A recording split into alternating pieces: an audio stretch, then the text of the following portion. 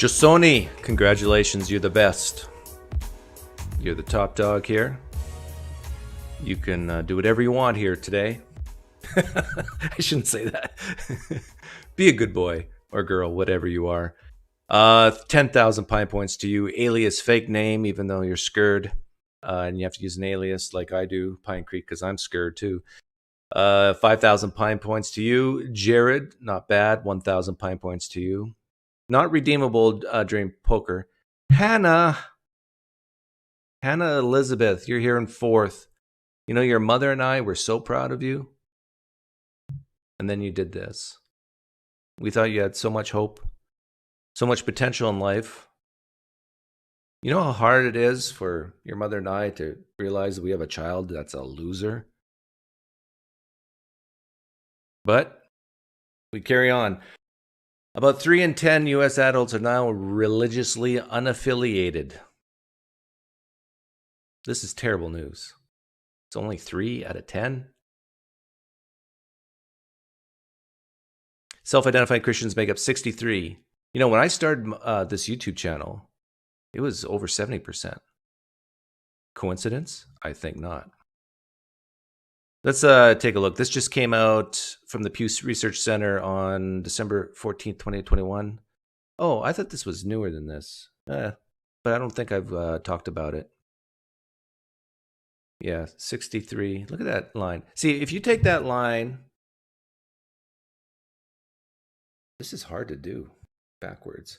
When do you think they're going to intersect? We got 14 years there. I'd say 30 years. 30 years, no religion will be higher than, well, maybe 40 years, no religion will be higher than Christianity. I think that's fair. Oh, look at the Protestants. Hey, let's give the Catholics a round of applause. They've held their own the last 3 years.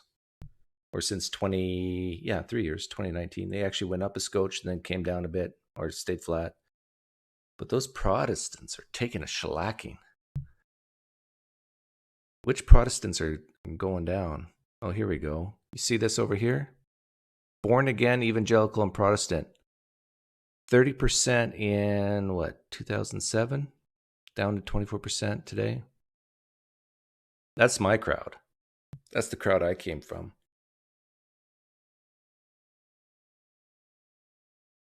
Fewer than half of U.S. adults pray daily. Wow. That shows you how many flag-waving phonies there are. Because if 63% of the United States profess to be Christians and fewer than half of them pray, are they really having a daily commune with their Lord Jesus Christ, I wonder? Probably not. 4 in 10 U.S. adults consider religion very important in their lives. Wow. See, this number is more important than the 63% that's going down. Because people can call themselves a Christian, yet if it's not very important, that means it has no impetus in their life, no oomph. And it's only, look at not at all, no religious, not important in their life. They're converging very quickly.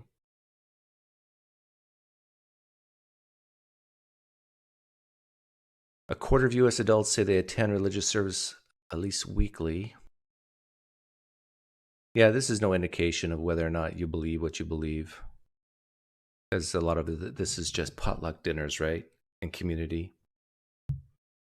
You have a Catholic president? Who has a Catholic president? Oh, Biden is Catholic? Yeah, I guess he is, isn't he? Half of U.S. Protestants, roughly 1/3 of Catholics, say they attend religious service at least monthly. Yeah, well, monthly, that's not good enough. How are you going to stay in the faith if you're not constantly reassured that what you believe is true? Monthly is not going to do it. You got to go Wednesday night service. You got to do a Bible study at least once a week, and then do at least a Saturday or Sunday service. You got to be involved at least 3 times a week. Once a month, not going to cut it. How else are you going to combat the arrows and the spears that people like me are throwing at you if you're only going once a month? you don't even know what the full armor of God is at that point if you only go once a month.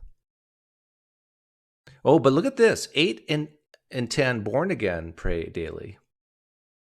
Yeah, I wonder what they pray about. I went into the circus yesterday. I played poker last evening, and then after poker, I still had lots of energy, and I sometimes like to have fun. I go into the no-go zone. People who've seen that video about neediness versus intelligence. Well, I go into this one live stream where most of the participants are probably below average intelligence and very high on the needy scale. And so I purposely go into the no-go zone, and I have fun there. And one of the gentlemen said that he prays for me.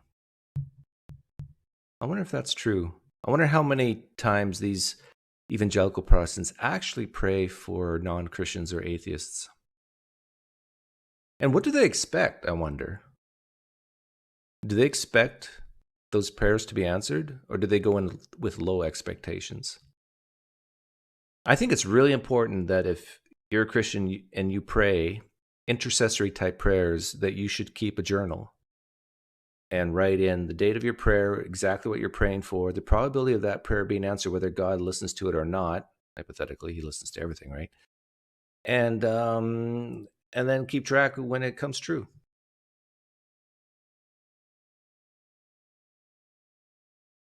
One in 5 now describe the religion as nothing in particular. Hey, just hang on, I got a text. It's from Yahweh. He says, damn, PineCreek, you're doing good work. That pew poll, he wasn't aware of it. Well, I love it when Yahweh texts me. I'm not giving out his number, though.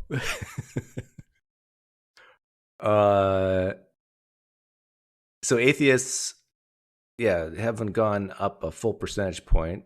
Agnostics, same thing. It's flat, but nothing in particular is going up. This is the far right column is the one you got to look at. A steady increase.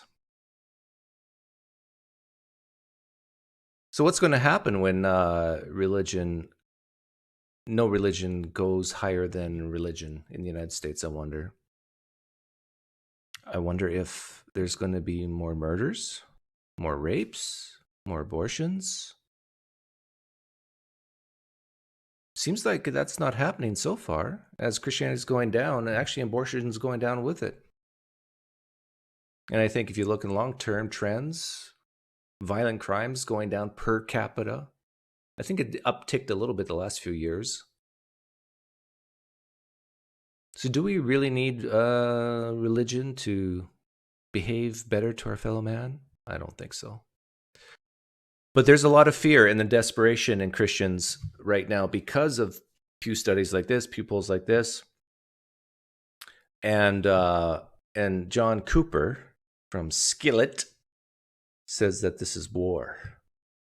I know that the audio here is pretty bad, but take a listen to this. Listen to me, young people up in here. This is so important. There is no such thing as divorcing Jesus Christ from the Bible.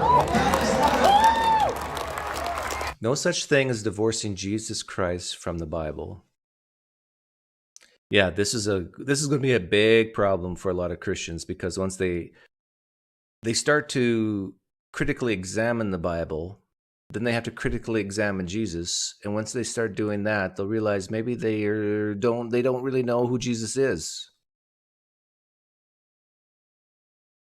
I tell you, I was talking to a Christian named Kevin. He comes to the poker nights, and I asked him the question, like, do you agree that most Christians are just so far behind a lot of ex-Christians on what the Bible actually says, the critical scholarship on it? And he goes, oh yeah, they don't have a clue. I mean, they're just years and years and years behind. And you can tell who's behind as a Christian when they give basically the Sunday school answers that they were just fed when they were a child or a youth. Like, for example, the problem of evil. If they start talking about Adam and Eve in the garden, you know that they haven't even begun. They're just so far behind. Even William Lane Craig is just now catching up. Just now in the last year or two catching up. One of the best philosophers. I mean, it's so sad. But divorcing Jesus from the Bible. See, for guys like this brand of Christianity, Bible equals God's word equals Jesus, because he's the Logos, equals inspired word of God. I mean, just, they can't separate the two. Even the Catholics, they can separate the two, but not Protestants like this. I don't hate those deconstructed Christians. I pray for their repentance. But listen, they have divorced themselves from God, and they want to take as many of you people as they can. Yeah, they want to take as many of you as they can. Yeah, first of all, look at that spotlight. He feels like a rock star right now, I bet. I don't know how big the stadium is, but it looks pretty big. Looks like a hockey arena. And he has people cheering. He's getting a dopamine rush from this. And he's preying upon people's fears that the world around them is crumbling. It's falling apart. And you can't let those non-Christians, those apostates, those atheists get to you. Because they're going to tear and strip away everything you hold dear. And you're going to start having more coitus. Us and your generation to declare war on this idolatrous deconstruction Christian movement. Yeah, depending on what he means by that, declare war. Thumbs up. Christians, declare war on me as long as you promise not to touch me physically or harm me and my family in any way. But yeah, if he's talking about the war on ideas and truth, yeah, let's go to war. John Skillett, don't be scared. Your first step is why don't you go on any atheist channel, suggest maybe PineCreek, and let's have a talk. But why exactly is John Skillett so scared here? They're ripping all of our kids off. But the Word of God never changes. And He offers us hope in a time of a pandemic. Yeah, see, this is what it's about here. If you take away God, if you strip God away from our kids, you take away hope. The time of people losing their jobs, losing their hope, falling back into drug addiction and alcohol addiction. Drug addiction, alcohol addiction. Hey, atheists, if you really want to bother people like John Cooper, be clean. Don't do drugs.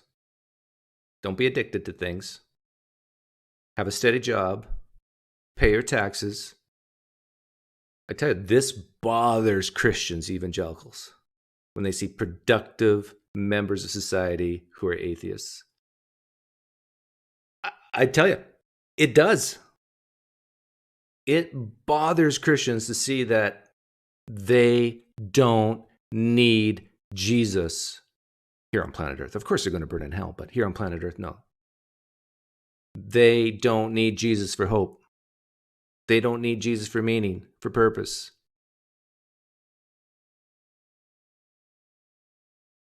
Even, I know atheists suck at this, but, well, maybe not. It's hard to tell.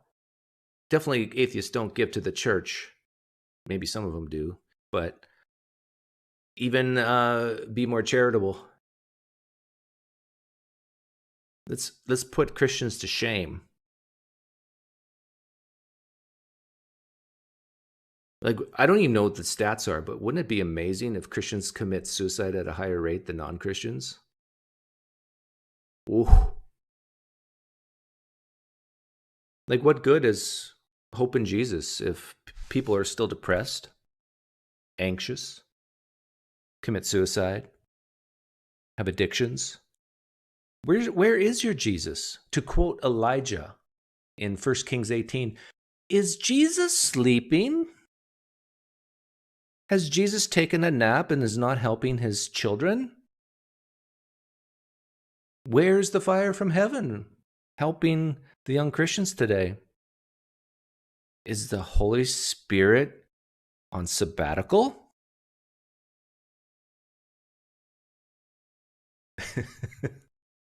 And sexual immorality, Jesus offers hope. Jesus sets the captives free because of the cross. Last thing to say. Yeah, so the best way to have someone leave Christianity, it seems, is be normal. I mean, don't be a captive. Don't be desperate. Be secure in who you are. But if you're desperate, full of addictions, life's a mess, Jesus is your guy. That's what I'm getting from this. This is why Christianity is growing the most in countries that are most desperate. You give countries education, healthcare, warm place to sleep, food. Bye-bye, Jesus. We don't need you anymore. Christians, if you don't believe me, look it up. Fastest growing countries, fastest Christian growth, top 10 countries. You might find one or two that are Western nation. They're not desperate. By the way, people are welcome to come and call in. It's Theist Thursday. Let me put that in the live stream chat now. Myron always forgets. It's whereby PineCreek.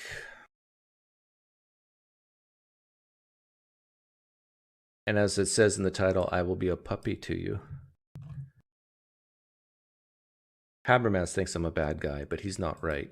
Oh, and by the way, in case you missed it on Digital Gnosis's channel, Brent Kaler asked me to email Mike Lacona and ask for the list of names of people who've became PhDs, then looked at the history for Jesus, and then became Christians because of the historical evidence for the resurrection. And Habermas or Lacona says, I'm not aware of any lists like that. And if there is a list, Habermas doesn't like to give it out because he likes to put it in his book that will come out in the next 5 years, he said. I mean, yeah. Before we play this next song, I wrote a book I got to tell you about very quickly. Oh, he jumps from we need Jesus, we got to declare war. And by the way, I wrote a book. I mean, this just leaves a bad taste in my mouth. Okay, so the room is open. The link is up. Just click on it, and we'll see if it works. But just to show you the desperation and the fear in Christianity, this just came out. I sometimes follow this guy named Daniel Ray. And this is about street epistemology, but this can be used to talk about Christianity in general. And common tactics in street epistemology, or you can just say common tactics in guys like me talking to Christians between an atheist and a Christian.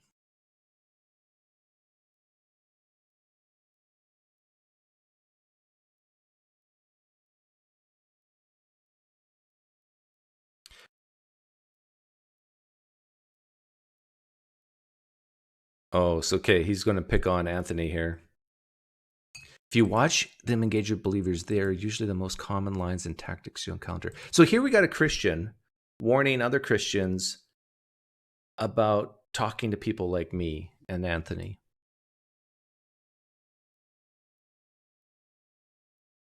Maybe you think that there's a higher power, and if I pray to this God, I'll do better on a test. Yeah, I remember when I was a Christian, I did that. No doubt. Many times. Lord, give me the cognition the memory to retain these facts that I've learned here today. Seriously, I used to pray like this.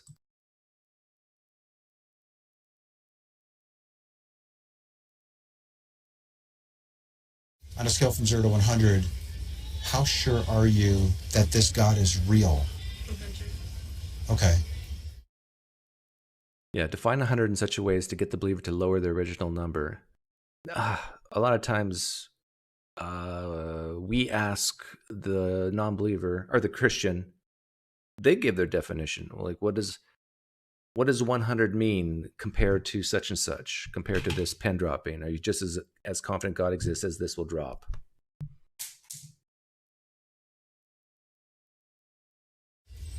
Um, 100% would be, there's no question in my mind, there's no doubt. I can't be mistaken on it. I'm as confident as I am that you're standing in front of me right now, or maybe even more so. Allow for pauses without interruption. It can make the IEL feel a little uncomfortable. Yeah. It sounds like this Christian, Daniel Ray, he prefers it sounds like he almost prefers people talking over each other, and it's like loud and high words per minute. Wouldn't it be nice for a while if a Christian and non-Christian could get together and just chill and relax, and not this anxious need to wait for each other to stop talking so they can just blur out whatever they want to say next? Yeah, pauses are so intimidating, right?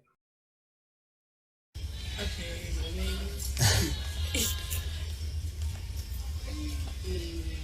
Thanks for the donation, Adam. No, it's not a new hang on. No, it is a new camera, but it's not much newer. I just had to get another camera because my wife needed a camera, so she got my old one. I seem sharp AF. What does AF mean? AF. I seem sharp as Frank? Who's Frank? Frank Turek? Well, thank you, because Frank Turek is a really sharp man. 80? Maybe 80 now? Okay. I appreciate your honesty. Yeah, this is dynamite to Christians. This just explodes their worldview. It's like, to admit that your confidence has dropped in God it sounds like for Daniel Ray is the worst thing you can do.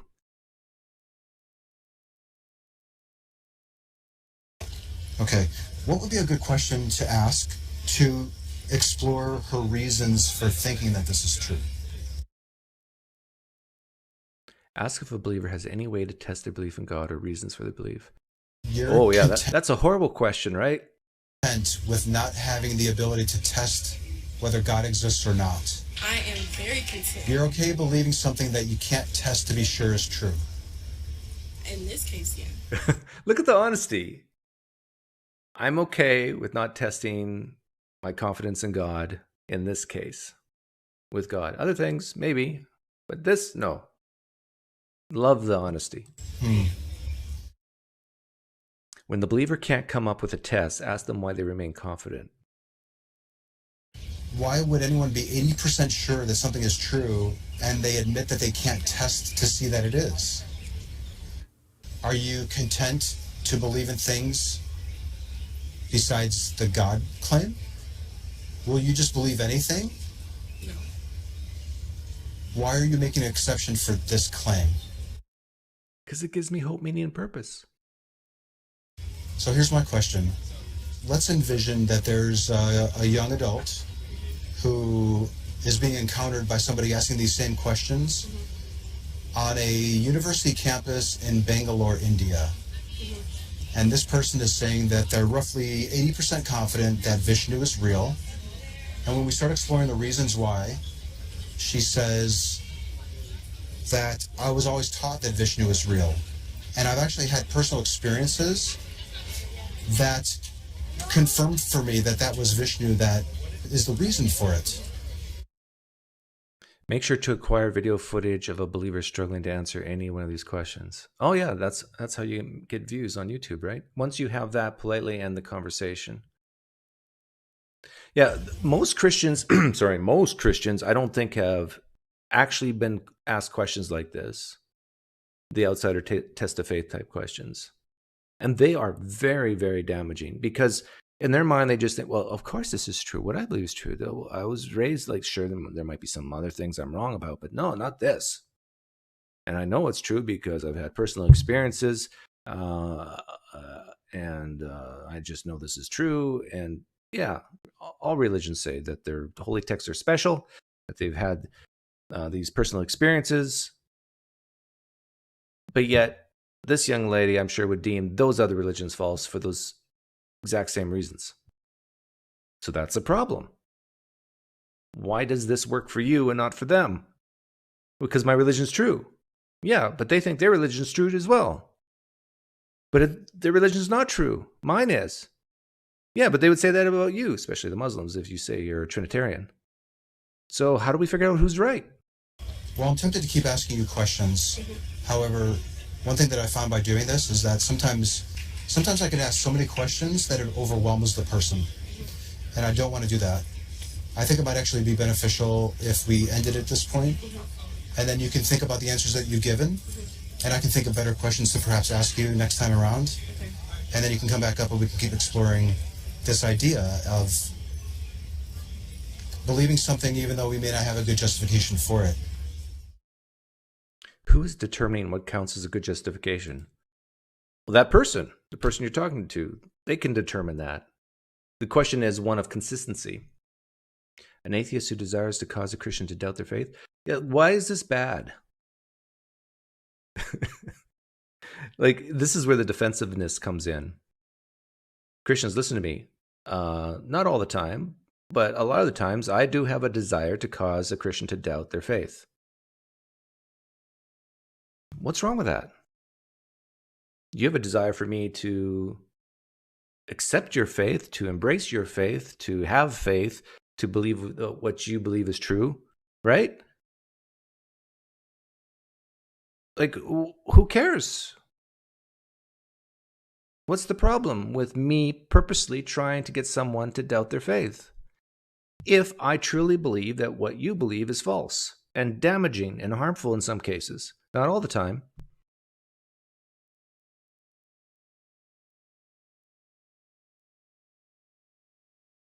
Does Anthony have a way to test his belief that God does not exist? Yeah, this is a precept type of question. I would say for this particular God that I'm assuming this young lady has, I'd say yes. One could be the consistency of the Bible. If the Bible is supposed to represent God in some way, and you see some type of inconsistency or / contradiction, which is a high standard, or at least a paradox that can't be explained, problem of evil is a good one. A very simple example of how the Bible is not consistent, I always bring this up, is why did everybody on planet Earth die in the flood except for Noah's family? What was special about Noah? He was saved because of his righteousness. Why did Jesus come? He came to save those who are unrighteous. If you were righteous, you didn't need saving. But nobody's perfect, right? You see the problem there? Okay, let's see if we have a theist caller. Interesting name. Hello, are you there?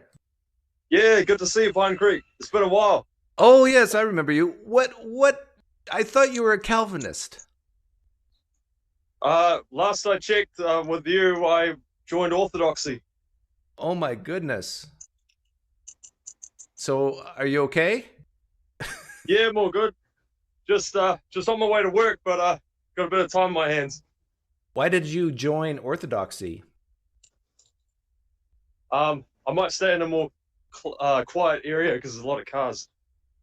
I don't hear any cars. You're good. Why did you? So anyway, what? Why did you? Wanna... Why did you shift from normal evangelical type Calvinism to Orthodoxy? Just recognizing that the doctrines of Calvinism are not based largely in church history. In fact, the first time it really pops up is in St. Augustine, and also the fact that Orthodoxy is more of an historical lineage in terms of tracing their doctrine back to the apostles. Please tell me I had something to do with this. Please tell me that is because you came on my show 2 or 3 times and I asked you about Calvinism and I got you to change your mind. Please. No. Oh, Sorry. oh, come on. Okay.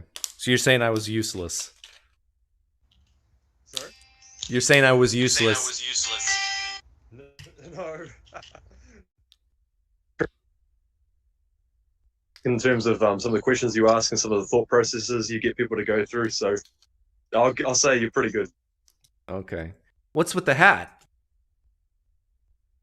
Oh, it's a fez. I quite like it. Got it at a military store, and at the moment I'm just wearing that. It keeps me warm. Okay. The funny thing is, it's actually more a Muslim hat, but I've also got a cross with that. Oh yeah, you're really confusing people. So what do I have to do to get you out of Orthodox? Is it Eastern Orthodox? Oriental. Oriental Orthodox. Yeah. Wow. Besides the idea of Calvinism, what else is different? Well, for starters, in terms of salvation, they believe that you're born again through baptism, either as an infant or as an adult. If you're an adult, you have to personally repent and trust in Christ. That's very different from Calvinism, which says that you have to be born again in order to believe. So water has some certain power to save you? God does, but he acts upon the water itself. So, like, for example, when Jesus was baptized, he said, let it be done to fulfill all righteousness. And the early church interpretation of that was that Christ was actually sanctifying water itself as an element to consecrate us. You know, that sounds a little like a superstitious thing, doesn't it? You know. Oh, yeah, absolutely. You're okay with that, I agree though? with that. Yeah, I'm okay with that. There are some mysteries to the universe, no doubt. Like, do Asian Orthodox believe that you have to baptize a baby because if they accidentally die and they're not baptized, they go to hell? There's a mixture of opinions on that. Like, for example, St. Augustine taught that if a baby died unbaptized, the baby would go to hell. I personally don't believe this, but Augustine did teach that. Why don't you believe it? I take Jesus' words that children of such are the kingdom of God. I believe that applies to infants and that they'll be saved no matter what because they're already well. Let me explain it more technically. They haven't committed any sin, and therefore they are innocent. Do you believe they were born sinful, though, with a sinful nature? They're born with a sinful nature, but not guilty for Adam's sin. I see. But they might grow up and not believe, right? So maybe it's better that all babies are aborted so they can go to heaven? I would say no, because the purpose, I think, of the creation and us living on this earth is to redeem our time, to bring heaven to earth, and to really see the glory of God in contrast to not seeing the glory of God, because we see a lot of evil in the world, and I would say that God's allowed that to happen in order for us to see the greater need for you understand glory. what I'm saying, though? Like, before you got here, I brought up the Pew poll, and it looks like, people, at least in the United States, are leaving Christianity pretty quickly. If we just killed those babies, we would have a net gain in heaven, would we not? They would. Well, sure, they'd all go to heaven, but the issue is that where's going to be the next generation, and that's kind of personally one of my own concerns. Oh, well, what does it matter if there's Christians here on planet Earth if they just can go straight to heaven? And then Jesus can come and kill whoever he wants to kill in the tribulation period. And then those people left can make the choice for Jesus or not. And then the final resurrection. And then we can call this case closed. Well, I mean, just a moment. Despite the fact that there's a lot of issues in regards to the plan of redemption and why God does what he does, I'd just like to point out that I'm actually a preterist. I believe the tribulation already happened. Oh, okay. And that Christ already came. I see. You're a full preterist. full preterist idealist, which means that I believe in future fulfillments of Revelation, but I believe that Revelation has been fulfilled at least once. Gotcha. Okay. Well, all the best to you. I got another caller here. Take care. Keep your head warm. Thank you very much. And congratulations for leaving Calvinism. Thank you so much. Bless you. Have a good day. Yeah, science bless you. Well, that's interesting. He was so big into Calvinism, and now he's gone. Hey, Cassidy, are you there? Gotcha. Okay. Well, all the best to you. I got another call. That's all right. How you doing, Cassidy? Good. How are you? I'd say I'm 7.6. 7.6. That's not bad. Yeah, it's a B minus. Sorry, they won't let me talk. I can't turn my camera on for some reason. There's a little button on the bottom. It says cam. Yeah. Doesn't Yeah, work? for some reason it's not letting me click. But that's okay. We actually met briefly on Nathan's open conversation. You're the Orthodox as well. Yeah. Yeah, I remember you. How are you doing? Yeah. Good. How are you? So what did you want to talk about? Oh, I just saw, well, your feed just popped up for some reason in my YouTube, and then I saw him talking about Orthodoxy, and I figured I could help him out too. But he said he was Asian Orthodox. You're not Asian Orthodox, are you?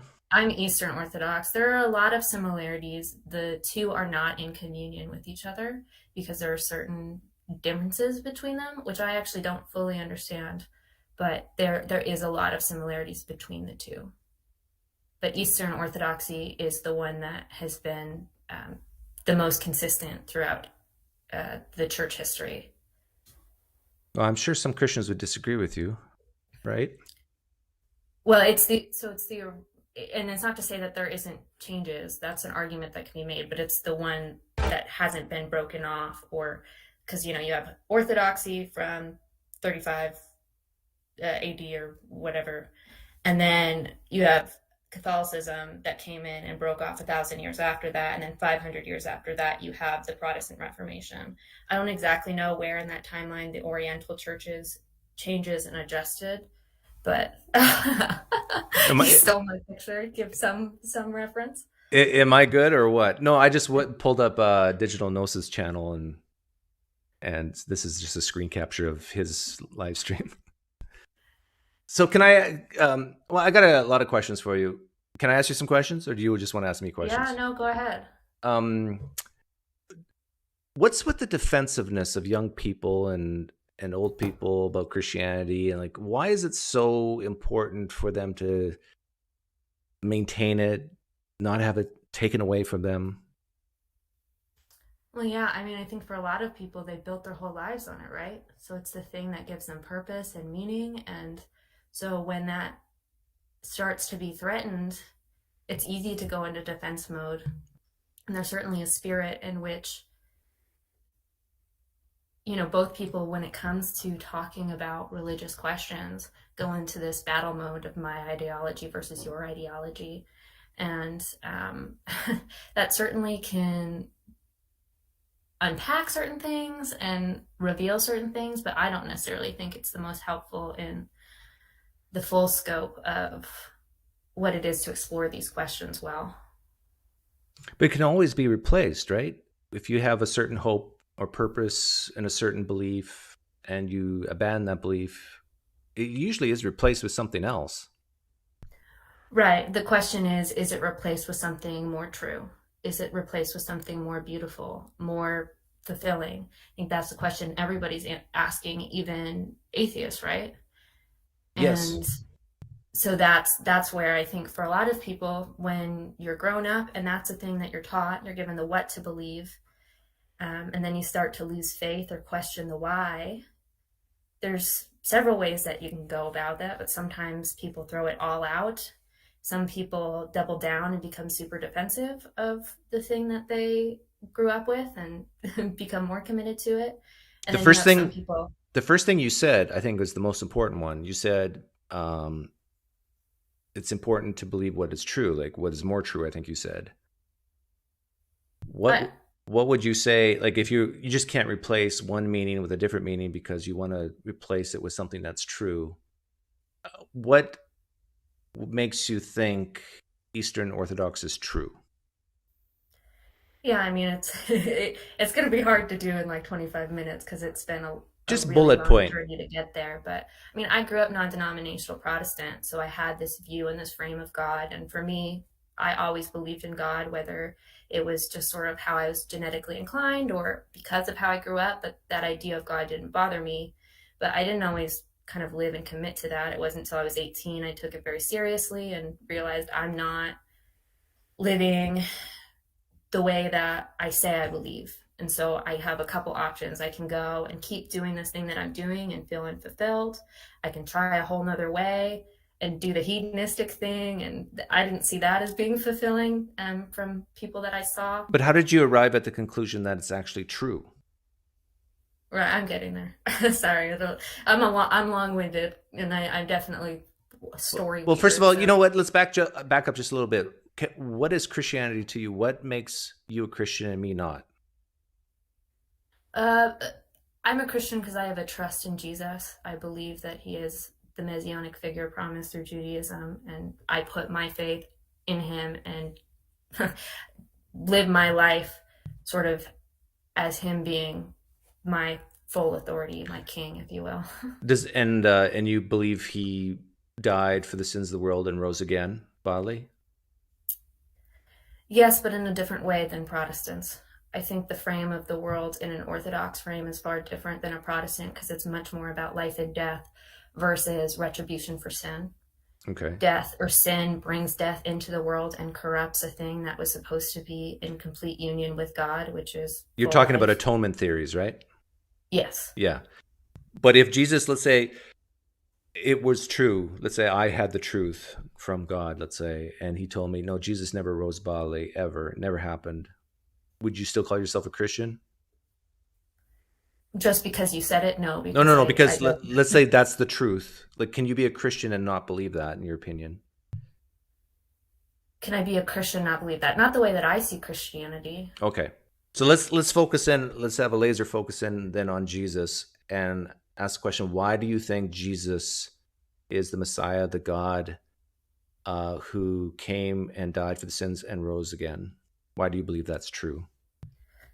Well, it's a whole slew of things. It started out experientially. I committed my life to him and decided to live in a way that he asked, and it transformed my life in this way that was far Okay. different than anything else that I experienced. But coming through college and starting to get into more ideas, I started digging into the idea of comparative religions and understanding.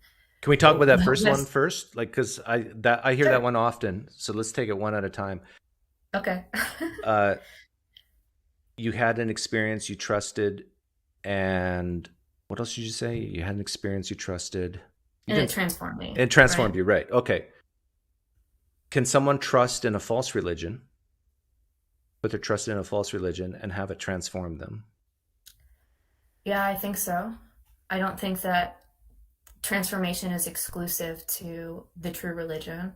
I think there are different types of transformations that are better than others and ones that are more pure than others. But I don't think God can't work through a religion with false beliefs. But would you say then that the fact that you put your trust in something, in your belief system, and it transformed you, that would not be a good indicator that what you believe is true, because false religions can do the same? Would Well, you it agree? gave me a certain indicator of certain things that were more true than the way I was living before, I think. But also, as I committed and continued to live that way and participate with that, it started showing me some of the oddities Can you give an of the example? beliefs. An example of what? Can you be more specific? You said Sorry. something like it gave you an indication that some things are more true. Like, are you talking about, okay, when your life was changed, you stopped doing certain bad things? Is that what you're talking about? Well, no. So actually, when I kind of came to God, my behaviors didn't actually change very much. I still went to church. I wasn't very actively immoral in most people's perspective. If you kind of looked at my life, it looked pretty good, but it wasn't the action, it was the intention, where it stopped from just kind of doing things thoughtlessly to doing it in the aim to love God and know him and commune with him. Okay. And that was super transformative to recognize like there's something about the intention of what you do and the way that you act that is helpful. And there's this respect in your relationship with God and understanding it as more of a relationship than a list of Okay, let's take that. to-dos. Let's take that. Let's say a person who believes in a God that you think doesn't exist, it's just made up, and they gave a similar answer that, you know, they've always been a good person, relatively speaking, and it really didn't change their practical life, but they found themselves with more intention and to have a right relationship with this false God. And would you say that's any good way to say that what they believe is true? Well, I think it would point to it being true for them, but I think on the grand scale of what is true universally, it takes time for that to be revealed in the world. And that's what I think religions are doing as they continue to grow and evolve and outlast generations. It shows us something about the truth of those religions. And that's why we can look at a variety of different things and the health of what religion leads to give us indicators. But I think it's hard to kind of, it's much more complicated than looking at one little tiny thing. There's a cumulative picture. Right. going Okay. on here. Yeah. So we got other things to talk about, granted. But on that one specific thing, a Hindu who really thinks that Vishnu or Ganesh is the God to have a relationship with, to have this intentionality in life, to act better with their fellow man, for example, that's not a good indication that what they believe, the core beliefs, are true. Would you agree with me? I agree with you, but I think Okay. for them to act outside of the realm of that belief would be a disservice to them. Sure. Yeah. But we can actually take that one reason now and just pull it out and put it on the shelf, right? Because it's not really, if it's not good for them, a good reason for them, it probably is not a good reason for you. Would you agree? It doesn't mean that it's not a good reason. It has to be A part good of reason. the equation. You can't just take apart a piece of evidence and throw it out and say, well, this doesn't solve the whole case, so I can't use it as a reason. Certainly there are pitfalls and the sword cuts both ways, but to completely remove experience or participation in something that's transforming to make sense of the world is doing a disservice to the human experience. Well, when I say it's not a good reason, I mean that it doesn't get us any closer to whether Vishnu is actually a real God. Well, and I think there's a difference between a reason and a reasoning. And I'm a personal believer that yes, reasoning in a logical, rational sense is super important, especially if you have a lot of doubts and questions in your faith. But it's not the only type of reason that we can use to come to answers of these questions. Yeah, I granted there's a cumulative case, but I find like you and I are almost stuck already at the first one, because it sounds like to me you kind of understand what I'm asking and saying, but another part of you doesn't want to give it up. Well, I feel like it's asking me to play a game that doesn't fit in the way that I see the world. I don't see the world as individual boxes that I have to put things on the side. I see them as, and maybe this is a difference between you and me being a man and a woman. You know, men are like waffles, women are like spaghetti, right? Women kind of see things more connected in their minds, where men see things more in boxes. But I can't just put that aside and say, well, it doesn't matter. It does matter, but it's something to be... Oh, I'm not saying it doesn't matter. I'm saying it does matter, but it's not a good way to figure out whether Vishnu is actually real and true. It shouldn't be the primary way. I can agree with you there. It shouldn't be the primary. Just your feelings itself, I don't think is a sufficient way to come to good answers about religious questions. I'm with you there. Okay, so we're agreed. Well, now let's start building on that cumulative case a little bit more. We'll do like a couple more. What you said something about comparative religions? Yeah, well, I went through a sort of deconstruction phase in college. Not losing my faith, but really looking at it deeply and recognizing I can't just accept it because I experienced it as transformative. Like there's something deeper about that has to kind of play into you know what's weird? What's weird is when you're talking and I press a tape from you on a different live stream, it kind of matches up. That's very interesting. I'm probably doing the same things. I'm very expressive with my hands. But I'll leave you but, pause so I don't confuse Well, it. so basically, I kind of got to this place where I started to at least question and be willing to not just and I wouldn't say blindly accept, but easily accept the thing that I was given and try to really take other worldviews seriously. So I started with philosophy, kind of looked through the atheistic arguments, and I eventually came to a place where I thought I thought theism made more sense than sort of a naturalistic atheist perspective. That's when I went to comparative religions, and I started looking at all these different religions, and a lot of them do rely on Jesus somehow. And so that's kind of where I went into kind of trying to understand more about Jesus and what I thought he was. And there's a lot of different, and it's been a long time since I've looked at them. I have like essays from college that I did on my own, just trying to make sense and actually trying to like work from a way of like, I want to disprove this idea of Jesus to myself. But Jesus is a fairly new religion. Like Christianity is only 2,000 years old. Well, it depends on, some people would say Judaism is actually Christianity too, but Orthodox Jews would disagree, of course. Sure. How did you throw out that all religions are false? Like, isn't that an option? Like a God exists, but all religions of the world are false. Yeah, that certainly was the case. That could be a possible world, and that's where I started with materialist atheism, because that made the most. No, that's not atheism. That's theism. That's sort of like a deism. How did you throw a deism? Well, I didn't take deism off the table once I felt confident calling myself a theist, but it opened the door to the possibility of other religions being true. That I tried to look at all of them as much as I could. And when it came to a lot of the religions, a lot of them had different versions of Jesus. Mormonism has a certain idea of Jesus. Jehovah's Witness have a certain idea of Jesus, and different what about Hinduism? Religious texts. I looked at Hinduism, Buddhism a little bit, and there were certain things in that, just the way that I saw morality shaped, that I wasn't sure if it made sense in the way that I saw the world that would be compatible for me to hold. But I think I just kind of, when I was looking into Jesus, because even like Hinduism and Buddhism, there's some people who see Jesus as like an enlightened one, or, you know, there are these things where it's like, why is this Jesus guy so infectious in all these other religions? And if I can get a better sense of what I think Jesus is. Well, if there's a Hindu here, they would say that Christianity borrowed some of the ideas from Hinduism, I think. So it's not so much why do we see Jesus so many places, it's like, why do we see certain aspects of Hinduism in Christianity? Because Hinduism is older than Christianity.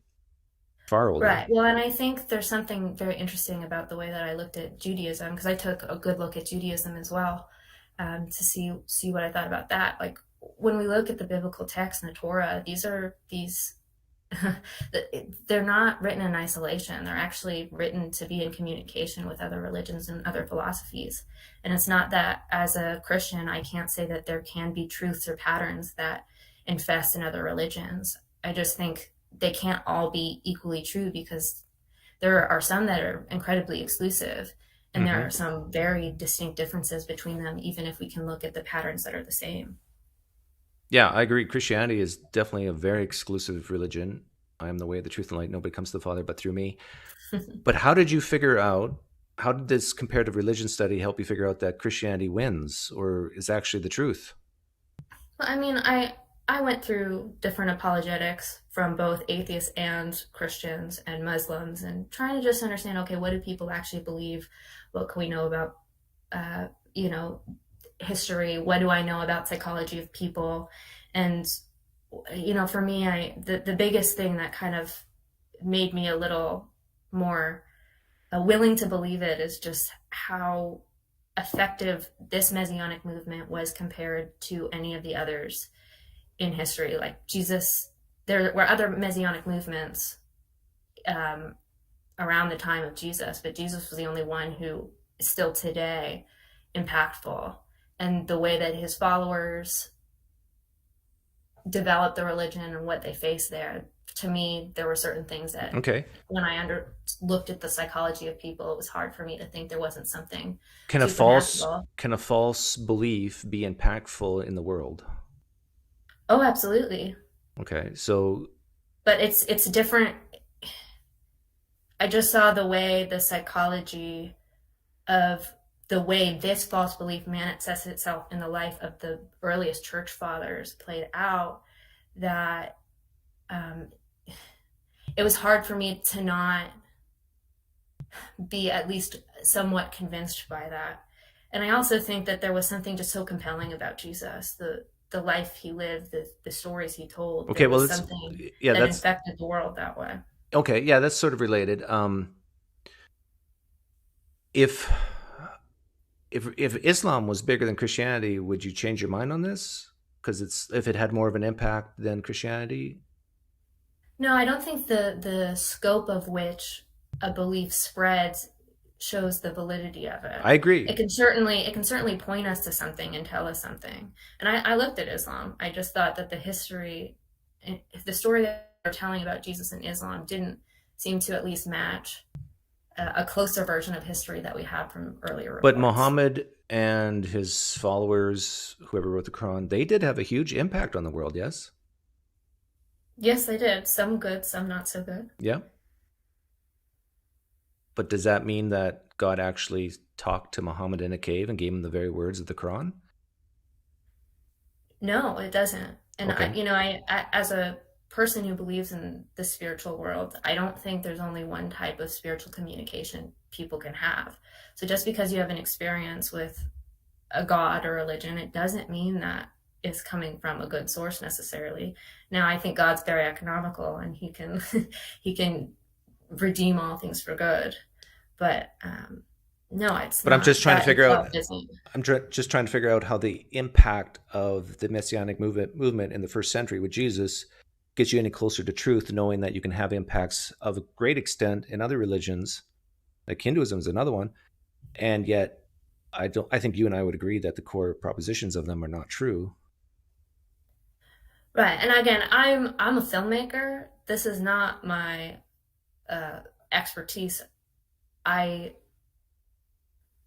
have to at some point admit that I can't spend all my time looking at all of these comparative religions, but what I can do is look at people who have committed their lives to that, which is what I tried to do on a variety of different perspectives, and be honest with the way that it makes sense to me. It's been a long time since I've looked at debate argument answers, and I'm cautious about giving too specifics because I don't want to put in misinformation. Well, trust me, you know way more than I Or- do.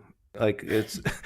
I'm- I took one comparative religion class in my life about 30 years ago. My guess is it's more current in your head than mine. So, but I'm Okay, well, let me talk about the difference between like Mormonism and Christianity, because that's something I actually do know more about. I spend a lot of time talking with Mormons, and I think they're so interesting, even though I think the religion is not very good. But I can look at the difference between the history of the way they look at Jesus and sort of what we look at in the Gospels.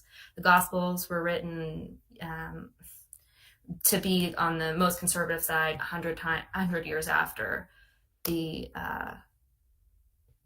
what the events happened. Mm-hmm. Where Joseph Smith is this guy in the middle of New York who had an angel come down and drop tablets from the ceiling that nobody ever saw except in visions, and No, that said not that true. Jesus. That's not true. That no one saw the tablets except in visions. Yeah, they claim that that's not true. They claim that they even claim that there's this woman who held the tablets in her own hands.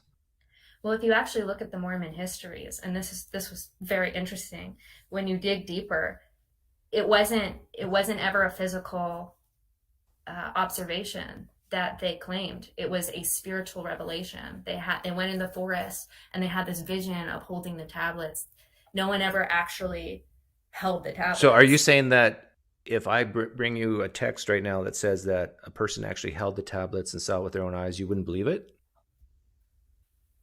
No, I mean, if you can prove me wrong, but from what I understand and from what I've looked at, I've read that they're like, even in the Mormon histories, there aren't claims that they actually held them physically.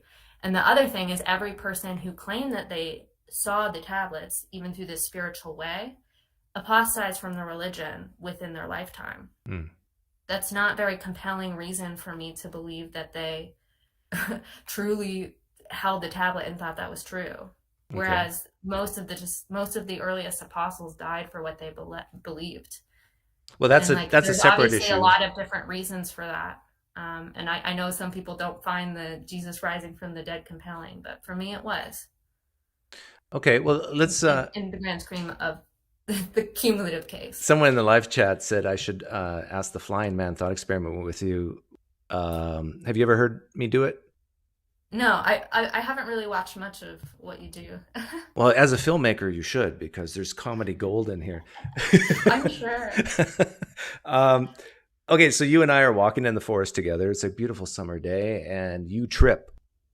And I go, "What did you trip on?" And we pull out this book. It's partially buried, and then it says that a guy named Myron ran off the north rim of the Grand Canyon and flew unaided, just flew. And he flew in front of 500 people, and he flew in front of 12 of his good friends, and finally he flew in front of the person who's writing this document. Mm-hmm. Do you believe, just based on that alone and nothing else, do you believe that this guy flew? No. I don't either. Right, and I'm not believing it just because it was written in a text, and I think they're holding. Okay, now hang on. A lot deeper. People's lives were transformed with their belief that this man flew. Their lives changed. They had more intentionality. Do you believe this man flew now? Well, there's certainly more reason to believe it might have, but that's not in itself a thing. You still don't believe it. To believe it's true. Did they die for it? Okay, let's add that in. So, we have text that says that the 500 saw, the 12 saw, and they were willing to die for this belief. Do you believe it now? Well, it's certainly more compelling, but again, do we have other sources to confirm the reality of the story, or is this just fiction? What's the motive of the story? There's a lot of different questions. No, good. Let's take it one at a time. So keep everything I've given you, and now let's add that about 100 years later, there is a historian who writes about the flying man. The flying man flew far and wide. These are the beliefs of the early flying man followers. His name was Joe. Joe was the historian. And so he talks about, and other historians named Tracy also talks about the flying man in records about a century later. Do you believe the man actually flew unaided now? Again, it certainly adds a certain bit of more credibility. But I don't believe it. Do you? Well, here's the difference. I don't believe that, or I'm a theist, and that opens the world to this idea of the supernatural. Now, obviously, this is just a thought experiment. So, but let's really dive into it. Like I hear what you're saying. You're a theist. Okay, let's say I give you some background knowledge that during this period when it happened, people had this belief in a god, the flying god, who actually desired to take this person named Myron and give him the ability to fly. Do you believe he actually flew across the Grand Canyon now? Again, I think you're just adding. I guess I don't understand. So what I'm doing is I didn't hear that second point. What I'm doing is I'm adding everything you're saying about Jesus, and I'm applying it to the flying man one at a time. And what I'm hearing is you're saying that it increases maybe the likelihood, but you still don't believe it, and so you would need more. Am I hearing you right? Well, this example is not true. So I know you're making this up, so I don't believe it. And again, you can't. Belief is a hard thing. You can't force yourself to believe something, right? Right. My brother-in-law says this all the time. So you could offer someone $1 million to believe the moon is made of green cheese, but if they don't believe it, they can claim they believe it, but if they don't believe it, they can't, like, there's nothing you can really do. So I guess for me, it's, I do find the story of Jesus compelling for a lot of reasons. And if someone wants to know why, that's fine. But I'm not in the position of trying to convince someone to believe it as well, except that I want to live my life to show the way it's transformed me. Yeah, and I totally get that, this is a thought experiment and I'm making things up. But I'm doing that on purpose because I can change the story to fit exactly your belief system.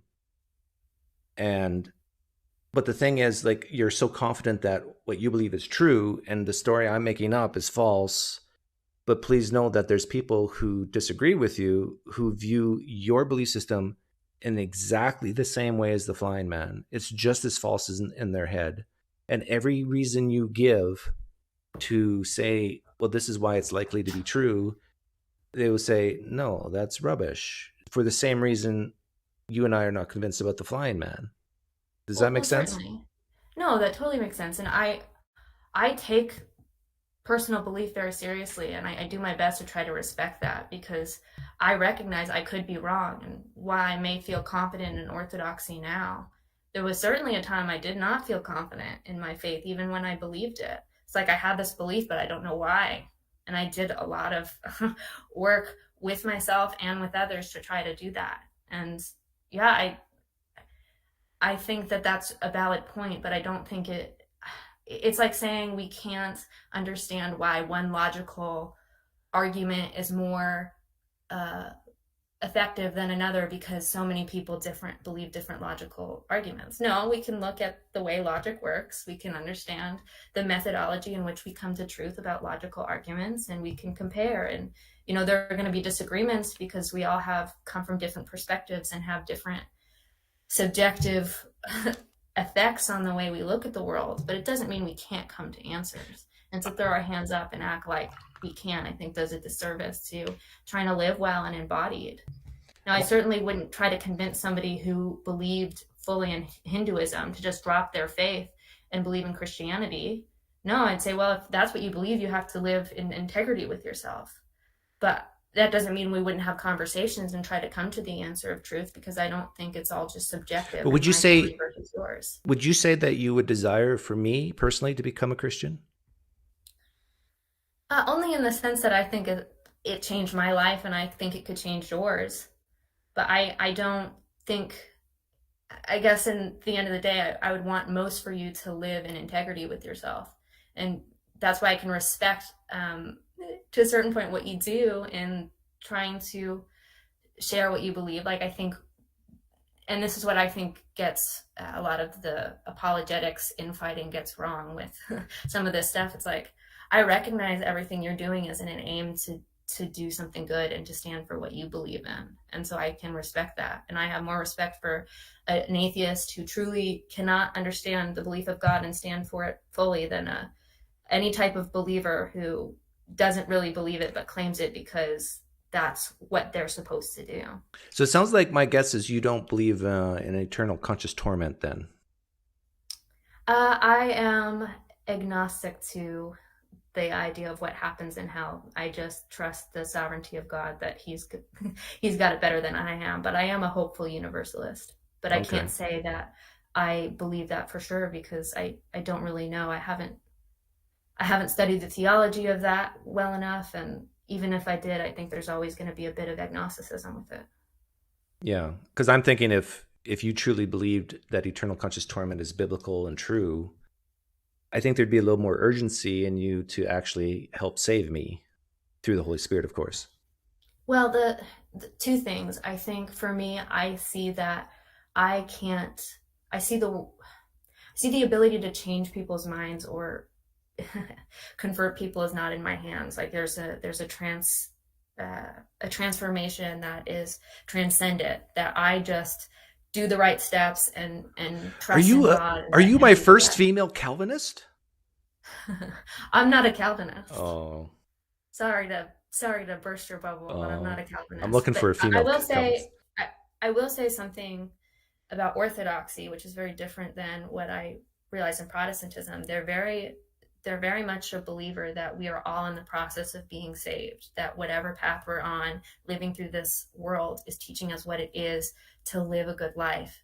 And so we trust God in this bigger picture of him being able to do the saving act and not us. And we just commune with him and process in these rituals because it helps us understand what it means to be more truly human.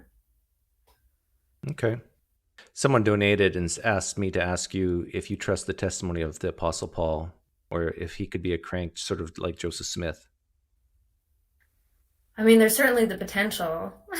I like Paul. There was definitely communion with some of the early apostles. I know my friend Jacob.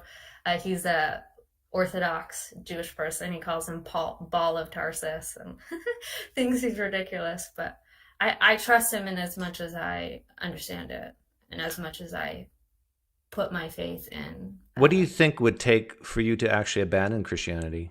I know what it would take for me to accept it, but what would it take for you to abandon it? I mean, I think it's twofold. One, if I could find some philosophical argument that could make me more compelled by atheism than any type of theism, that would definitely do it. I think that's a harder case than the other, which would be, finding and experiencing as I participate in the ritual, a faith that seems to make more sense of all of the evidence, including my experiential evidence. Because as much as I do think orthodoxy makes sense of the worldly material evidence of Christianity and makes the most sense in the methodology of coming to spiritual truth, it has had this experiential transformation in me that has been significantly more beneficial than Protestantism ever was. And I thought Protestantism was very beneficial to me, at least to a point. Oh, yeah. So you're admitting there that there was a progression in your own life. And so you're saying that if you found another religion, you might switch? If there was something in me where my belief and my faith was not aligned with this thing that I participate in now, I would have to, because I can't live outside of integrity of myself. But I feel compelled to be Orthodox because I can't help but look at that frame and say that it truly makes more sense than any other ideology I've ever been given. But of course, we're human. Like, part of the experience is changing your mind and accepting newer, better things. That's definitely something I value. Okay. So it's nothing like if every historian on planet Earth said, oh, no, the Gospels were written in the 3rd century, that wouldn't cause you to leave Christianity. Yeah, I'd already have rejected it if I felt it was that that built on uncertainty. But I don't think that that's the case. There's certainly uncertainty in it, and there does require a certain amount of faith and trust. And I don't shy away from that. But to me, my faith in Christianity seems a better foundation for me to live a beautiful, true, good life than any other way I've tried to participate in the world. So that's fair. I want your honest opinion on something. Sure. What would change my mind and accept Christianity is I need to have my confidence increase that the supernatural realm is real and not just psychological mumbo jumbo. And so what I do is I ask Christians to pray that if I take this napkin and soak it in water, see it's dripping here, pray in the name of Jesus like Elijah did, well, he prayed to Yahweh, that it will light on fire to show all those Baal followers that Yahweh is the one true God. And if it were to light on fire, like, I'm not trying to trick myself. I'm not trying to trick anybody else. If it lit on fire right now in front of me and you, my whole worldview would change. I'm being very honest and sincere. Do you think that's a silly requirement for me? I don't think it's a silly requirement to feel like you need a better sense of the supernatural being real to believe it, because that's a really real concern. The demand that it lights on fire and that's the way the supernatural shows you, I think it's a little limiting, and I think it doesn't embody the full expression of what supernatural experiences and the patterns of those in the literature were meant for, because it's more than just getting you to believe. I believe that Christianity is all about relationship. It's this relational religion, and I think God is more interested in drawing you into love and beauty than he is just convincing you that the supernatural is true. And you would say you have a personal relationship with Jesus? I would, well, yes, but I think that I have experienced some type of divine supernatural thing outside of myself in several different ways. Oh, now this is getting interesting. But let me guess, you don't want to share it, right? Or do you? It's not that I wouldn't share it. I just don't know. I don't know if I have the words yet to share it. They were all very, there's different ones, some smaller, some more significant. I'm a pretty open book, and I'm not ashamed of my belief in the supernatural. In fact, But was it I used anything to like the be napkin? probably not quite like that, Okay. but visions and those sort of things. And certainly they could just be my manifestations. That's not something I haven't figured out, but or added into the equation. But I don't think it makes the most sense of all the data. And the problem of evil doesn't make a dent in your belief that the God of the Bible is real? Well, it's certainly an interesting argument, but I think the more that I dug into it and tried to make sense of both, that I think that in a materialistic frame without some type of God, evil can't even exist. Yeah, I don't think there's a problem with evil as an atheist. It's just like crap happens. Yeah, but I don't even think it just is. There's no good, there's no evil, and so the attack of, well, your God is unjust. What's unjust? I can't find any. I haven't found any way to jump the is-ought gap. It's not so much like, to me, the problem of evil, and I get really frustrated with theists who I think don't tackle it. It starts prior to creation. That's where the problem of evil starts. And that's how it should be looked at. And so I typically ask questions, and you don't have to answer these, but what I do is I ask these questions like, is God okay with any amount of sin? Does he like sin? Does he desire sin? Does God see the future perfectly? Was he ever surprised of what happened if he would create? Does he have free will not to create? And once you start answering those questions, honestly, I think you're in trouble as a theist or the God of the Bible, as that type of theism, because I think most Christians would say he does have free will. He could have chose not to create. He's perfectly good. He's perfectly powerful, perfectly omniscient. He's perfectly loving. He needs nothing. He doesn't need worship. He doesn't need people. He doesn't even need to share his love with others, because he can share it with himself within the Trinity, if you believe in the Trinity. And so now you have a problem. You now are comparing a world of God alone, which you can't get better than, and by creating, he makes something worse because he knows sin will enter. And you don't even have to say he's the cause of sin necessarily, but if he didn't create, there would be no sin, suffering, there'd be no rapes, there'd be no pedophiles, there'd be no tsunamis killing people. And yet he created knowing that would happen. That's the real problem of evil. And then you would throw eternal conscious torment in the mix, and I think you're done. If you're a universalist, it makes the evidential problem of evil a little bit better, but still you got to deal with rapes and murders and the whole thing. So I think, and so when I hear theists and Christians talk about free will of humans, they're totally missing the point. It's the free will of God that's the issue, because he didn't have to create anything. Right, but that idea that God not creating is a better world, I think some theists would argue with that, where it's like there's something about communion that makes the world better. Like no man's an island, right? And including God, there's something about the desire to be in communion with us and the need for us to be in communion with him. And so the question of evil and free will, and But God doesn't need communion with Cassidy. God does not need you, Cassidy.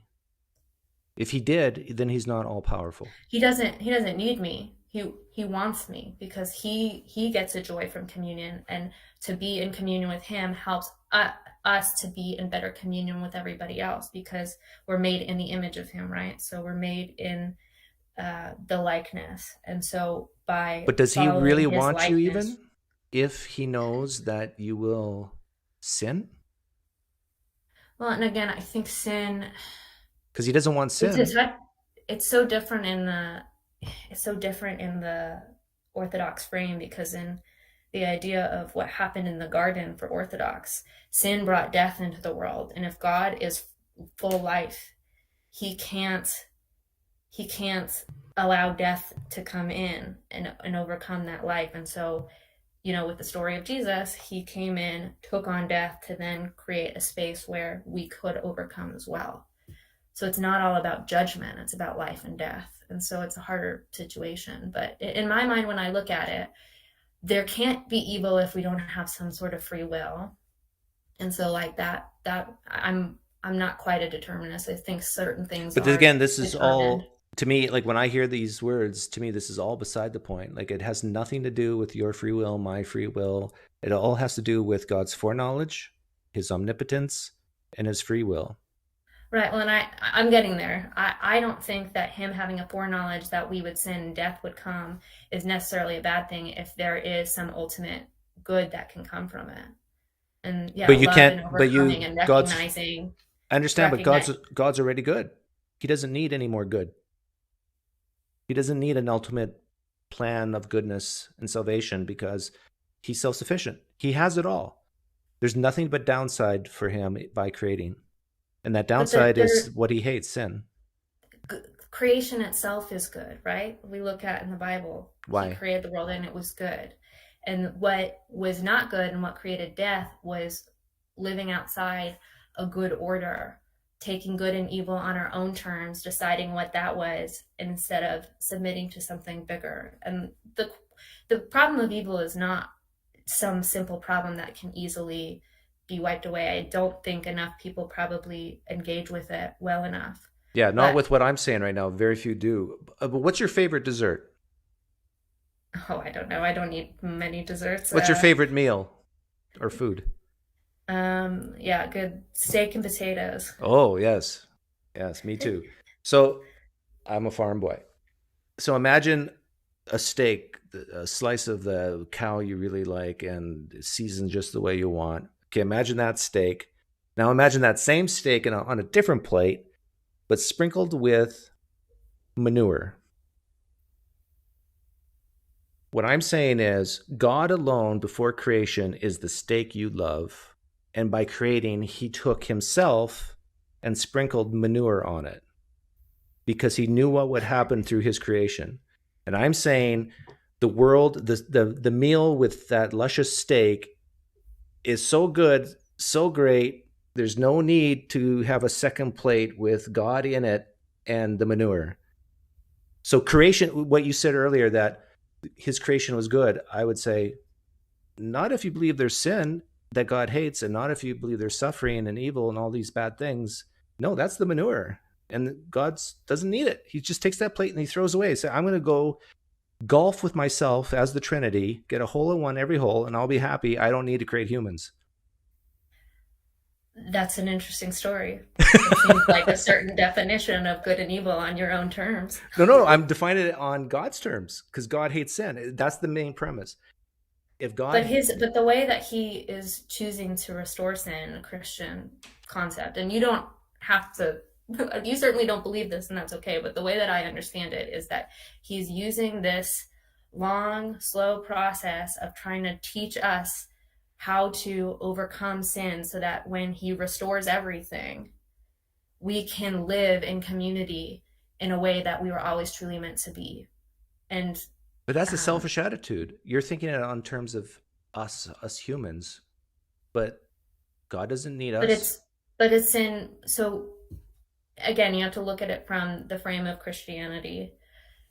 If God created us as rulers and reigners to be, advocates for the whole earth, us participating in right relationship with him and right relationship with the true transcendentals, truth, goodness and beauty all in their right relationship, it's not only good for us humans, but it's good for the entire creation. And we can participate in a creation with God. And I think there's a beauty in that I think he might be missing. But I don't know. I don't think I have the words to express it, which is hard. Okay. Let's do one last thing. Sure. It's one of my favorite thought experiments because you mentioned personal experience before. And so this thought experiment's about me and God hanging out in heaven together, which you know is totally false. But with pink fluffy clouds but God and I we're talking about Cassidy. We're talking about you. And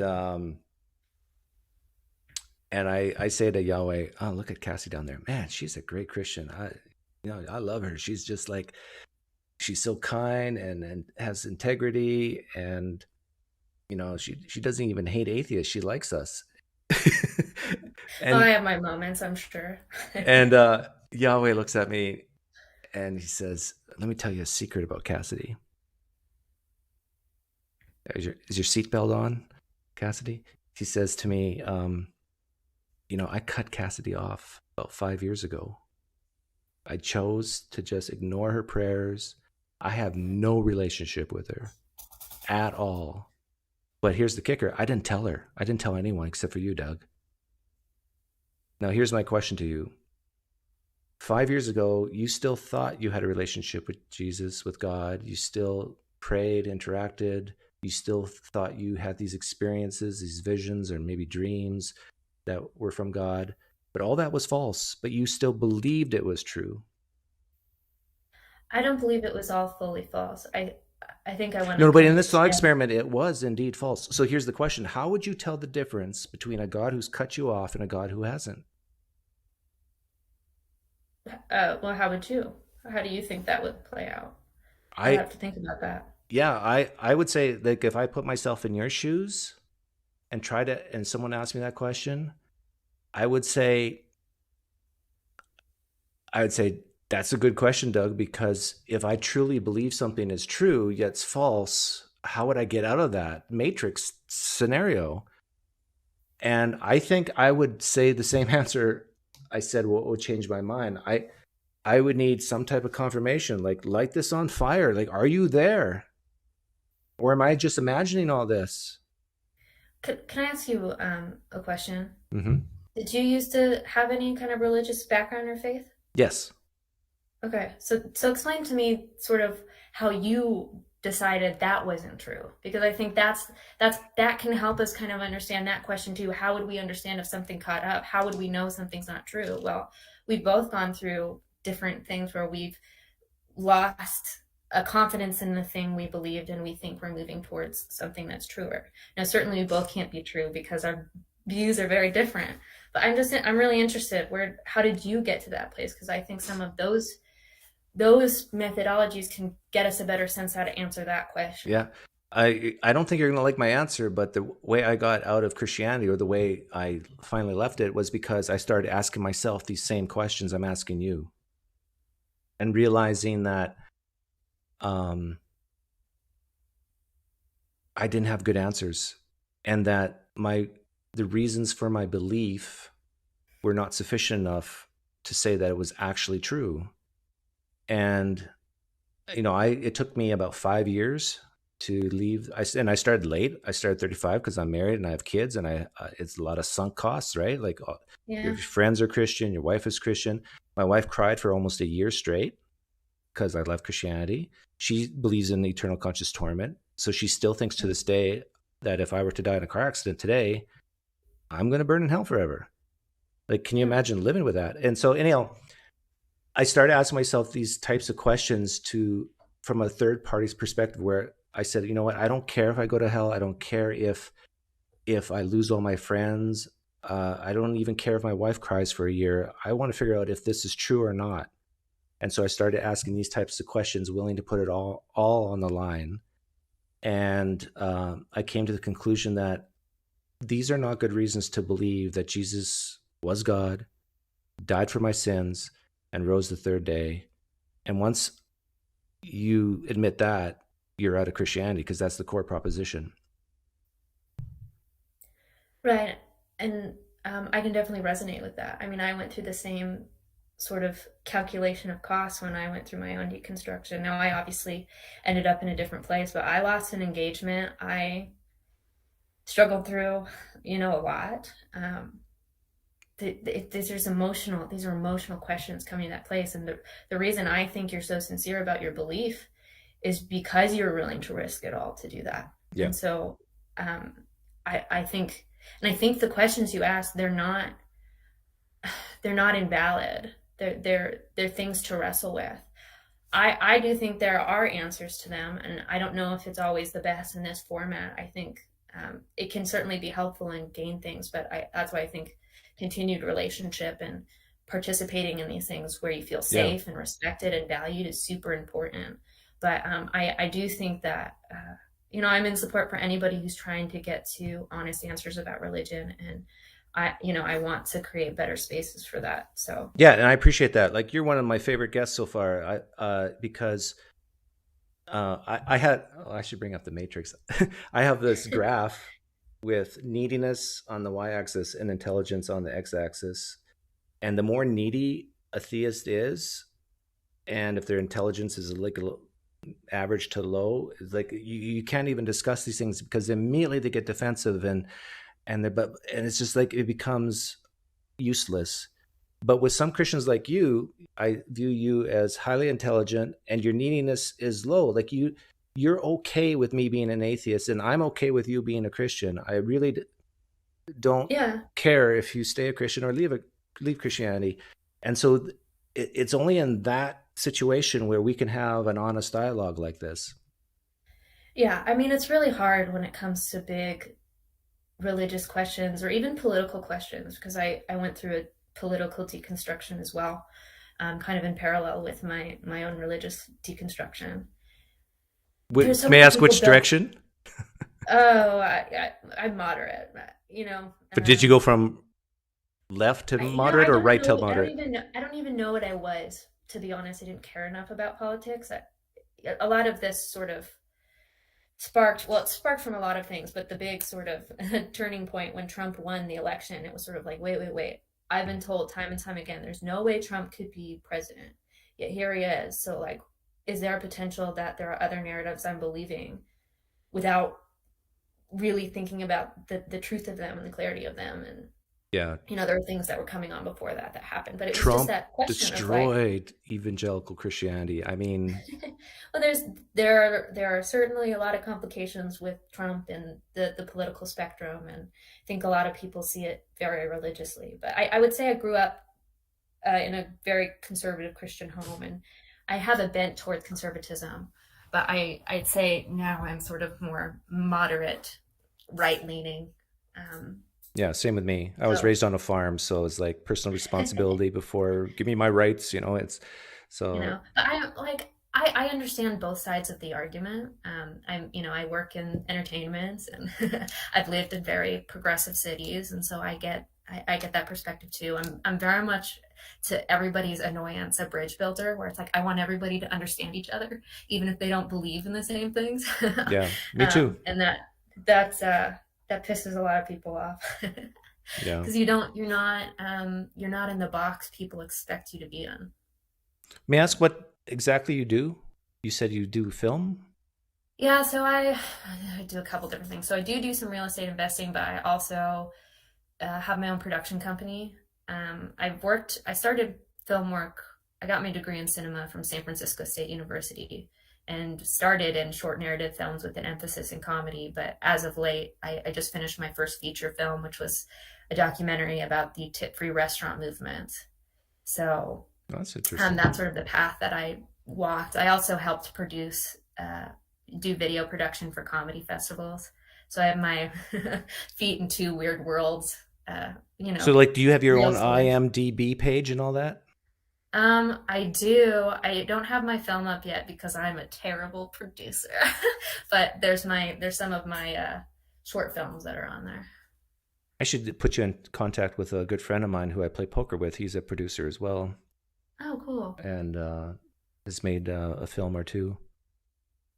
Oh, very cool. And if you ever No, make it big someday, my son is a thespian. He's really funny and really good. have him send in his tape. Yeah. Yeah. Well, Boy, I let you. I can leave and let someone else go. But yeah, it was lovely connecting with you. We didn't get to talk much on Nathan's channel, so I'm yeah, glad we. well, really, I'm really thankful that you came in and keep spreading your type of Christianity, like especially in terms of being willing to talk with people who disagree with you, and I think that's great. Yeah, and I actually do have my own channel. It's called The Information Addict, and I talk with people from all different perspectives about their beliefs, and I try to help support people in deconstruction because it's a really lonely journey. It's really difficult, and I'm obviously have a bent to helping people, especially if they're What's it called? interested in God to answer questions. But I'll talk to anybody. What's it called? The Information Addict? Addict, yeah. So if people want to see more of Like those addict as an conversations, addiction, not addict as yeah, in. addiction. Okay. Hmm. Okay, I'll check it out, and I'll put a link in the description later. Yeah. Okay, Well, well, thanks. take care, Cassidy. I hope we'll talk again someday. Yeah, sounds good. Okay, bye.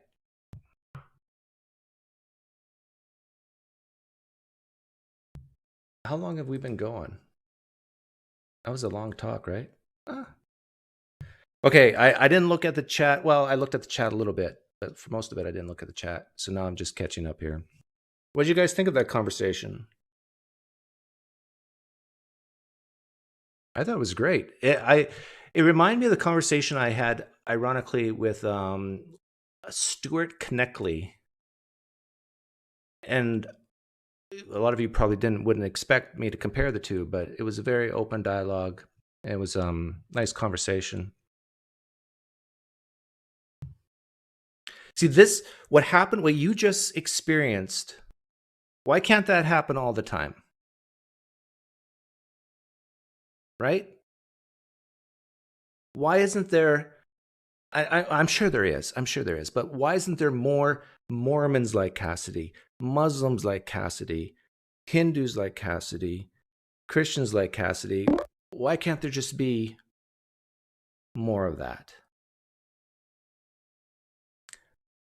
That was so good. I'm scared. I'm scared to let anyone else on now.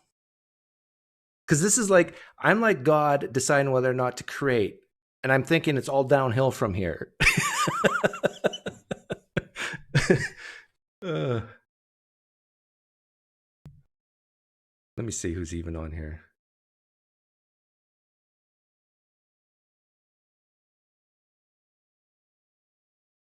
They're all men.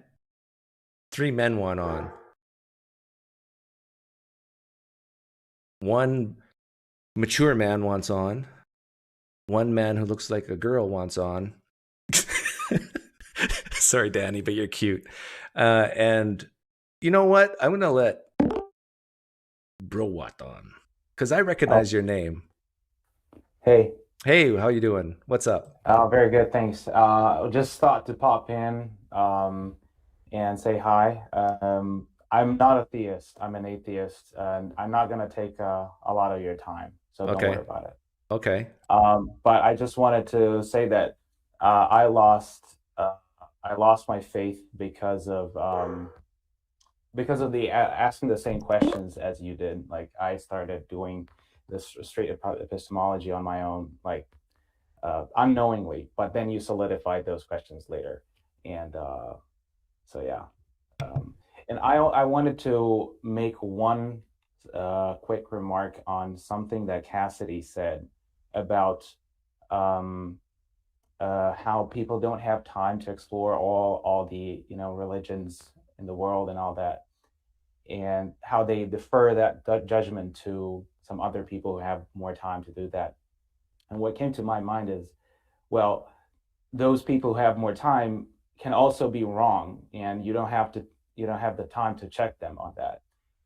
And my question is, well, why doesn't God step in? Because there's one episode from a life of one ancient saint, Saint John Cassidy, who describes monasticism in Egypt, and he tells a story about how the monks in Egypt came to pray a certain number of psalms at night.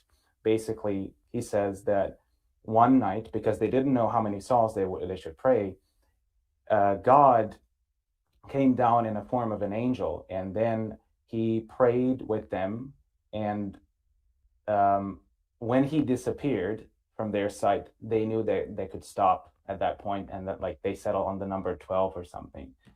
So God intervened in such a minute and trivial issue, but he doesn't bother to intervene in some broader and more giant issue. Yeah, this is like my wet napkin thing. Like that's all we need. I mean, it's simple. Yeah. It's really simple, powerful. Yeah. Yeah, I recognize your name. You're sort of active in the comment sections once in a while, right? Yeah, Yeah. I kind of am. Yeah, because like I mean, I take these things very seriously, because like I ended up in a monastery almost on 2 occasions. I was a Catholic before I lost the faith. So like my whole life was basically my whole identity was tied to religion, to Catholicism. Did you lose all your friends? Thankfully not. I'm actually very good friends with, like, most of my best friends are priests and believers. So Oh, really? it's yes. So that's a good thing. I mean, I'm happy for that. But I didn't have any like major social consequences for that. But it was very obvious and very stressful for someone like me who has a degree in theology, who's been a candidate for a monastery, to tell his priest and believer friends, hey, I'm not a believer anymore. So it was kind of that was very difficult. Like it was basically like coming out, so yeah. Okay. Well, I got to let you go because I got to do something here. But fine. yeah, thanks for hopping on. Yeah, And no problem. And I'm going to take a little break here because I got to do something, and I'm going to play a short video. Let's see here. Let's go over here. Because I mentioned this matrix. I'll be back in 2 minutes, but I'll play this while I'm gone. This is called Microsoft Paint. Most of you don't even have Microsoft Paint because you can't afford it. So for those of you from Tuscaloosa, this is called the y-axis. This is called the x-axis. And on the y-axis, let's see, we want to put needy, because every Christian is needy. And most people would think that on the y-axis you would start at 0, but there's no Christian with neediness below a 4. So we're going to put a 4 there, and then 10 here. Now, what do I mean by needy? The need to spend eternity with Jesus, the need to have your sins forgiven, the need to have a comforter, the need to pray when things are tough, that God will comfort you. For apologists especially, the need to have income from your apologetic courses and so forth, the need for God to provide, the need not to feel alone. On the x-axis, we have intelligence. This is the neediness IQ line right here. There's a point here where you do not want to engage with Christians or apologists at all. And that's about a 5 IQ, 5 out of 10. So we'll put a line down here. Okay, let me, this is, Cassidy, if you're still watching, this is where I put you. Let's see here.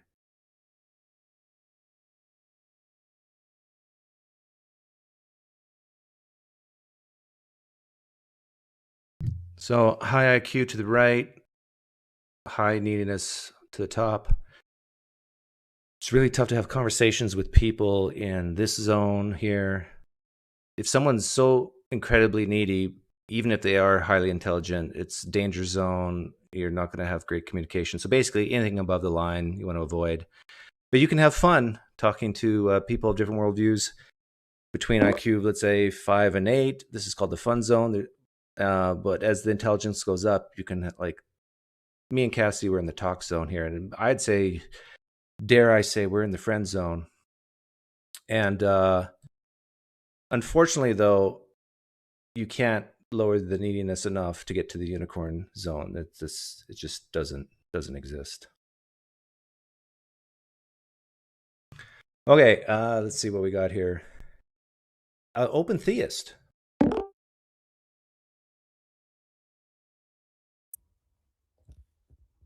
Irenic?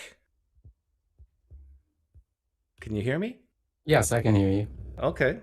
Welcome. Someone told me in the live stream chat you're an open theist. Is that right? I happen to be, yes. Yeah, I appreciate open theists. You know why? Why? Because we're more biblical? Well, Old Testament wise, I agree with you. But also, I think open theists can solve the problem of evil better than regular theists. Do you agree? Maybe that's a plus for our intelligence side of the line. Yeah, maybe. Because I think you would say God only knows things that are knowable, right? That he doesn't have exhaustive foreknowledge or omniscience. Is that correct? I'm a presentist. I believe that the present only exists. And the past is behind us and the future doesn't exist. So yeah. Yeah. God knows what he wants to do. He has some plans. He has things he knows he can do, you know, without contingencies or without, maybe considering human choices. But mostly, I think he lets human beings write history, themselves in a way, Yeah. but guiding it towards his ends.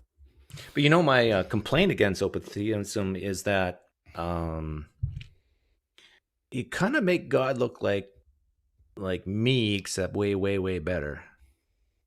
Well, what's wrong with that? You're pretty good. Well, somewhat, because I think you would say, correct me if I'm wrong, that when it says in the Old Testament God came down to see what was happening, that you think that's literally what happened, right?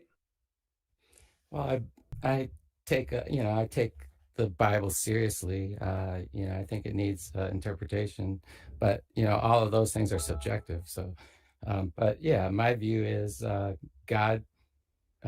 If he comes down, it's possible that he, by manifesting himself in a physical form, might give up his ability to see all things or that kind of thing. So, if he's on earth speaking, I'm going to go and see. I don't, I don't hold firm positions on things that are, questionable.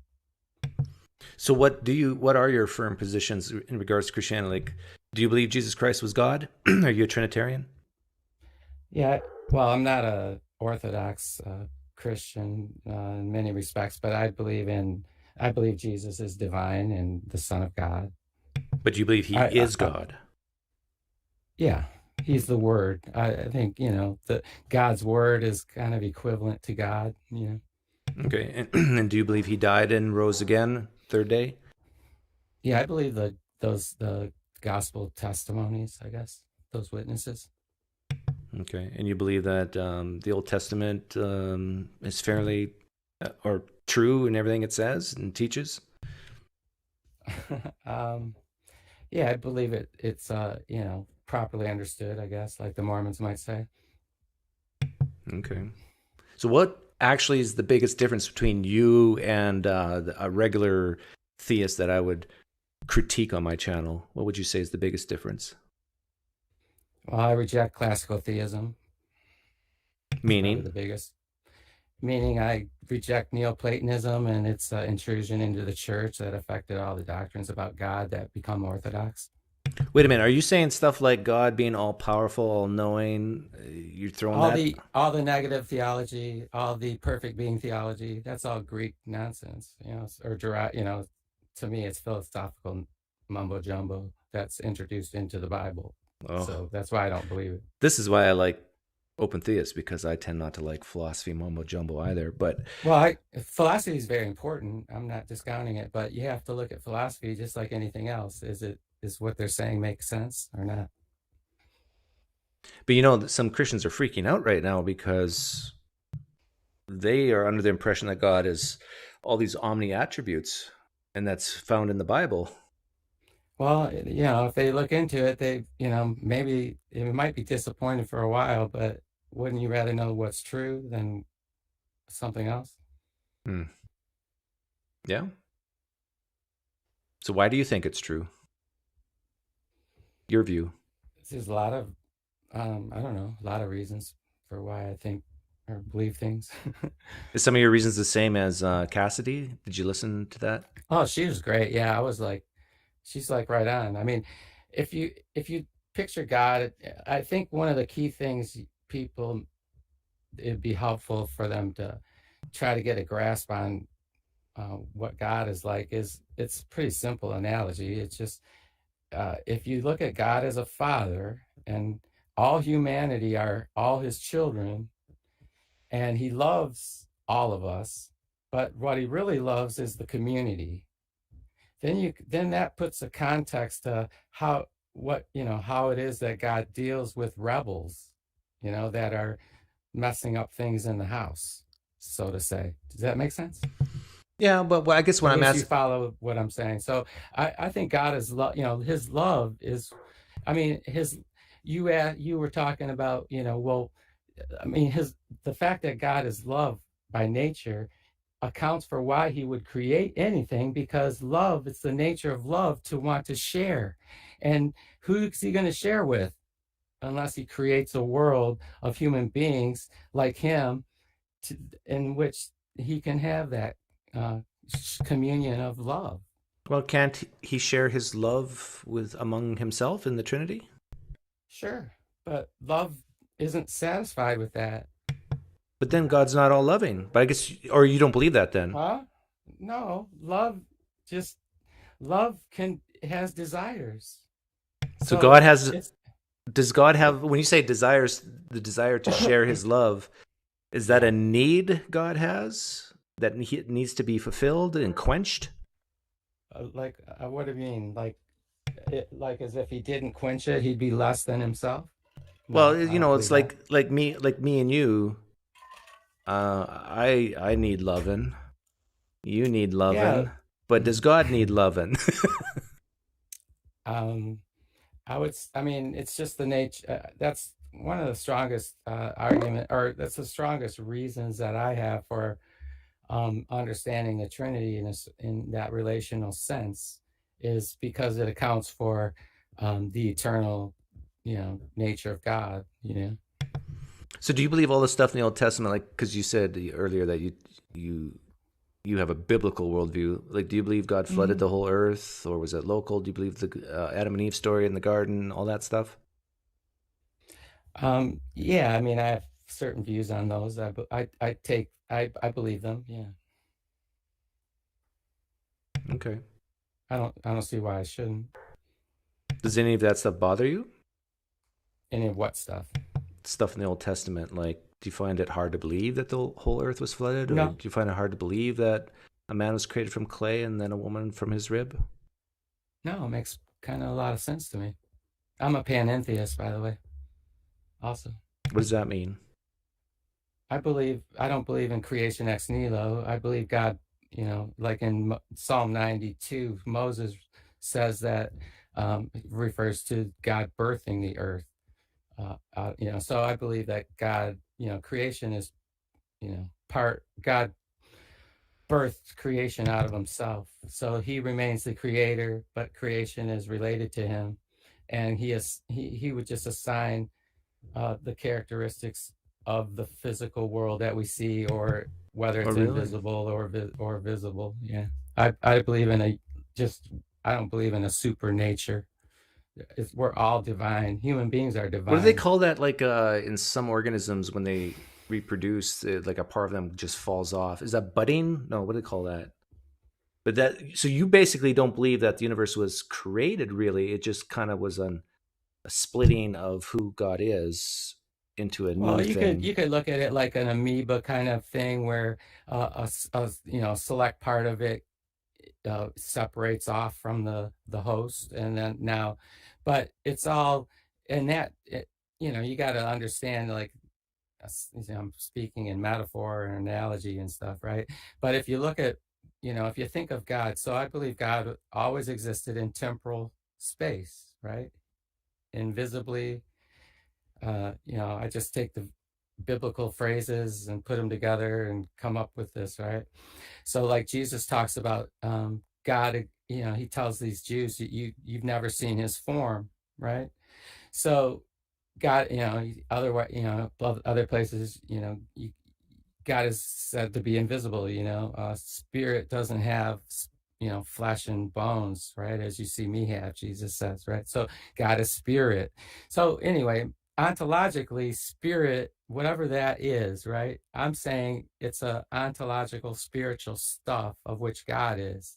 Okay. Now that stuff of which God is, okay, well, let's call it divine stuff.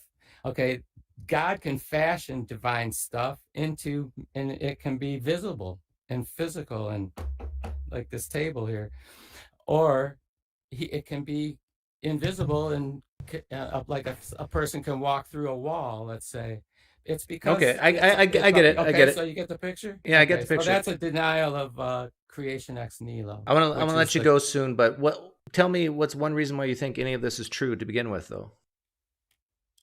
It seems to make most sense to me. It comports with reality as I see it. So it just makes sense to you. But why do you think it makes sense to you? Or why, like, what about it that makes sense to you? Well, first of all, theism seems to make the most sense as opposed to atheism to me, just from, basic questions like why is there something rather than nothing? I kind of fall on the line of, well, it makes sense that, if there's something that always existed, God, always existing makes a lot more sense than the material universe alone always existing. But, that's one reason. Okay, I get that. Okay, well, thanks for coming on. You're welcome. Take care. You too.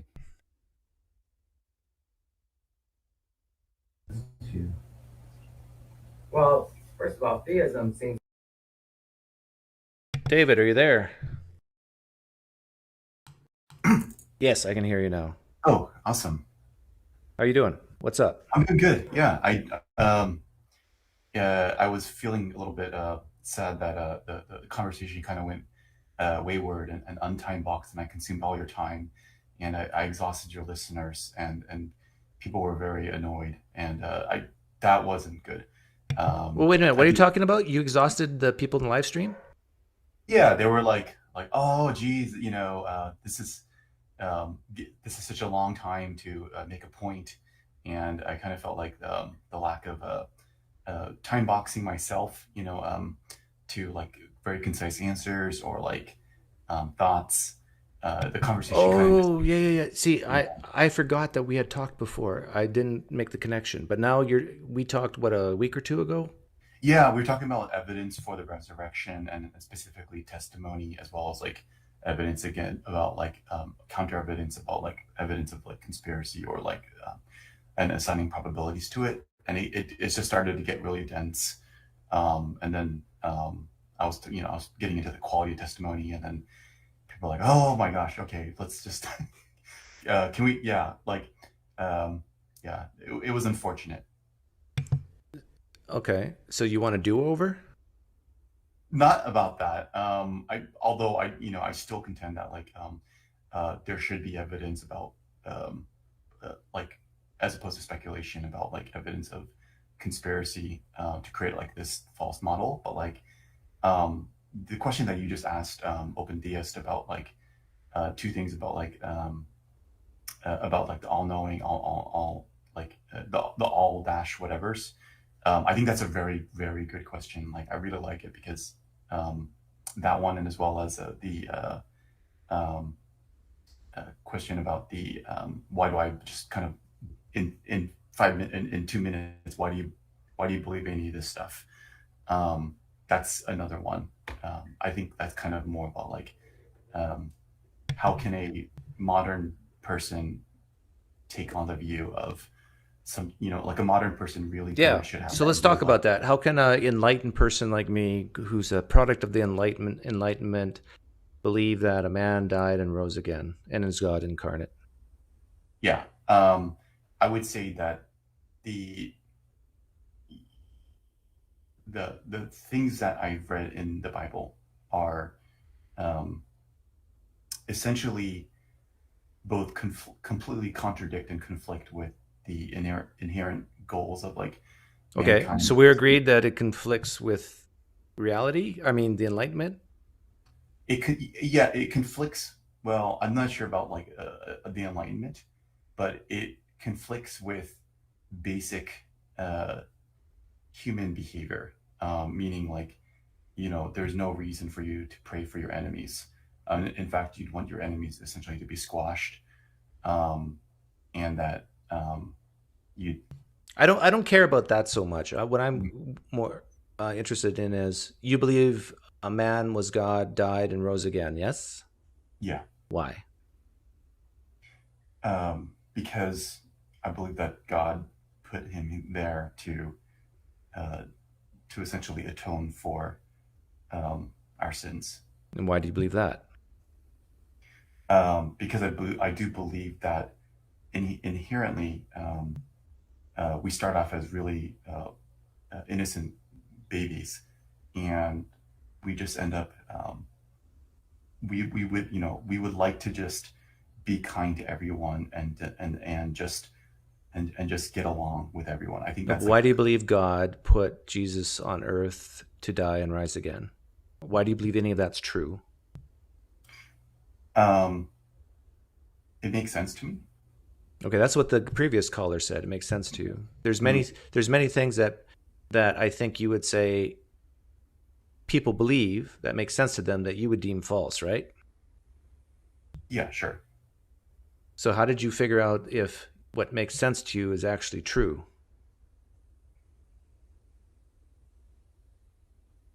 What if I told you that it makes sense to me that Christianity is a fairy tale? A man was never God. He claimed to be God. He died, was thrown in a pit. He never rose again, rose from the dead. All that makes sense to me. Now, the opposite makes sense to you. How do we figure out who's right, you or me? If we were to go just by physical, like things that we can test and verify, there is no way that I could be a Christian. I don't think anyone could believe in the supernatural in that sense. Yeah. So is there a way for us to figure out who's right, you or me? Right, because there's multiple types of knowledge, right? There's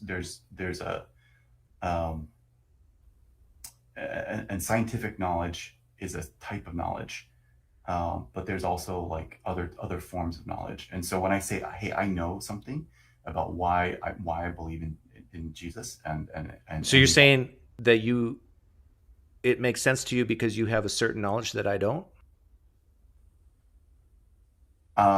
Yes, I think that's probably the case. Like, I think maybe you have had that knowledge before, and then maybe you have somehow dismissed it. No, this knowledge that you have that I don't, how did you get it? When I became a Christian, things of essentially things of God, became clear to me. But how did you figure out that the things, what you say are the things of God, are not just things of men? Because the things of men don't present themselves as the things of men essentially present themselves as like in the form of like wisdom and facts. So like in other words, like philosophy and also like good advice, right? Which is like, are you saying that men could never come up with the stuff that's written in the Bible? Yeah, that's correct. That's my feeling. In fact, I would point to any non-believer to point to the story of Hosea, where Hosea and Gomer, because to me that's one of the best representations. Some humans have great imaginations. Like there's some really good movies out there that are fictional. Why couldn't the Bible? Some of it could be true, but why couldn't these things that you say men couldn't come up with? Why couldn't they just be creations of the human imagination?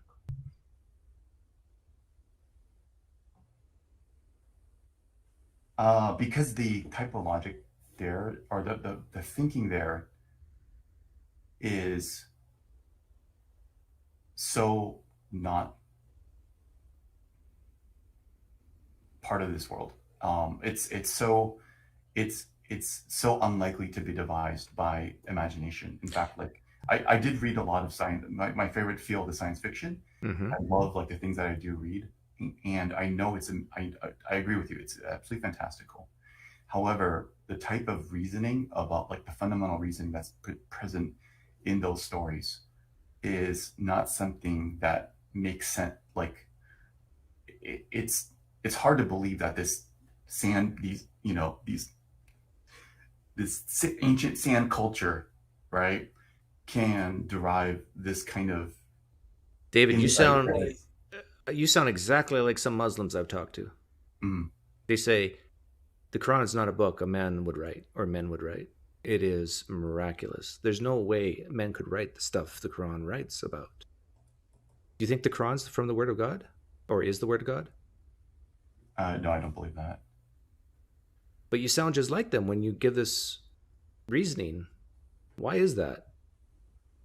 You sound like a Muslim who says the Quran is the Word of God because no man could come up with this stuff. Mm, Muhammad was uneducated, and he said things like he said, and look at the poetic nature and the ring structures.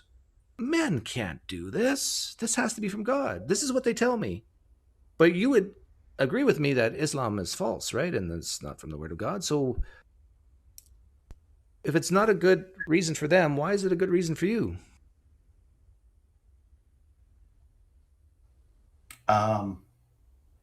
probably because the content is different, right? I think that when you look up converts from Islam to Christianity, there's actually quite a number, and it's a very dangerous proposition to become a Christian. I think it's punishable by death over there. No, on this you're missing my point. Like, I'm not talking about conversions from one to another and the consequences. I'm just saying that if you're coming out and saying that you can't fathom that sand people could come up with the Old Testament or the New Testament. This is what Muslims say. You reject their reasoning, but you accept it for yourself with the Bible. There's a problem here. Mm-hmm. Well, the problem is you're admitting with the Muslims that, yeah, humans can come up with this stuff. No, you're saying that my basis for my being a Christian is that I can't fathom that this logic could come from. Yeah, you said this makes sense to you. You can't imagine humans coming up with this stuff, but yet it's part of it. It's part of it, right? It's not it's part of a patchwork of right. And you know what? Every conversation, not every, most conversations I have with believers, it ends up being this. It's like, mm-hmm. and I get it, but I'd like to talk about it one at a time. And like, if you heard the conversation with Cassidy, we went through like 3 or 4 of them. Mm-hmm. But are we agreed that that whole idea that a man couldn't come up with this stuff, that's just false, right? There's science fictions. There's some crazy, wacky ideas in science fiction novels, in fiction in general.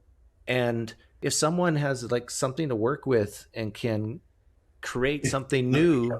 Let me tell you, it's compelling because it convicts me. It convicts me in the heart, right? When Jesus says that I tell you, like, the law is you shall not commit adultery, but I tell you that if you look at a woman with lust, you've committed adultery in your heart. I'll tell you that personally moves me. Why? Because he gets to the heart of the matter. Like, instead of like the law and as you know, the pharisaical like requirements of meeting the 10 Commandments.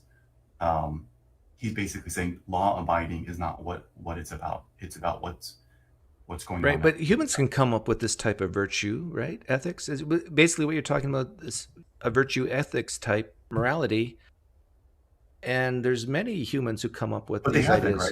Right? Yeah. I mean, I don't want to be aggressive and say, "Hey, please provide me that evidence where someone said what Jesus said," because don't think that. I think that if that existed, it would have already been presented. It's like, yeah, that's Okay. Well, you know what, David? I think I'm going to let you go.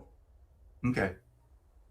You're a nice guy. You're a nice guy and all, but I don't think we're really getting anywhere. And I understand why you probably believe like it gives you, your last comment gives you a sense of morality, a sense of direction, a sense of like what's really the essence of human nature. But I think all these things can be done by humans, no God involved. You know, by the way, PineCreek, I did pray for your. I did pray that that God moves for you, and that it becomes obvious to you. And I'm wondering if that day ever does happen. How would you explain it to your followers if that change ever did happen? Yeah, if that change ever did happen, then I probably would have witnessed my water-soaked napkin light up on air in front of everyone. Yeah, right. But the Bible says that like that it won't be revealed to you that way. But yeah, sure. Thanks for having me on. Bye. Okay, take care. Bye.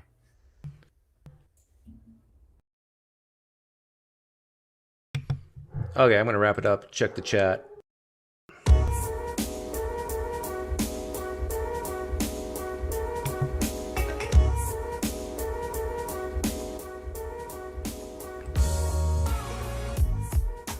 Thanks for the donations, my one black friend.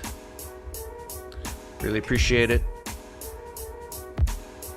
I read them, but didn't have time. No single biblical author envisioned a microchip or car. They lacked imagination. Yeah, that's true. It's a matter of perspective, right? David should consider the Star Wars films, the Spider-Man films. He loves sci-fi. If he keeps talking, he'll become an atheist today. No, your expectations are way too high, my one black friend. But special thanks to Cassidy. Apparently there's a Reddit now for me. Thanks, Travis. Thanks to Cassidy. Thanks to David. Thank you to Rennick, whatever his name was, the Open Theist. Who else did we have on? Oh, and Browat. Yeah, the token black guy. Thanks, Christy.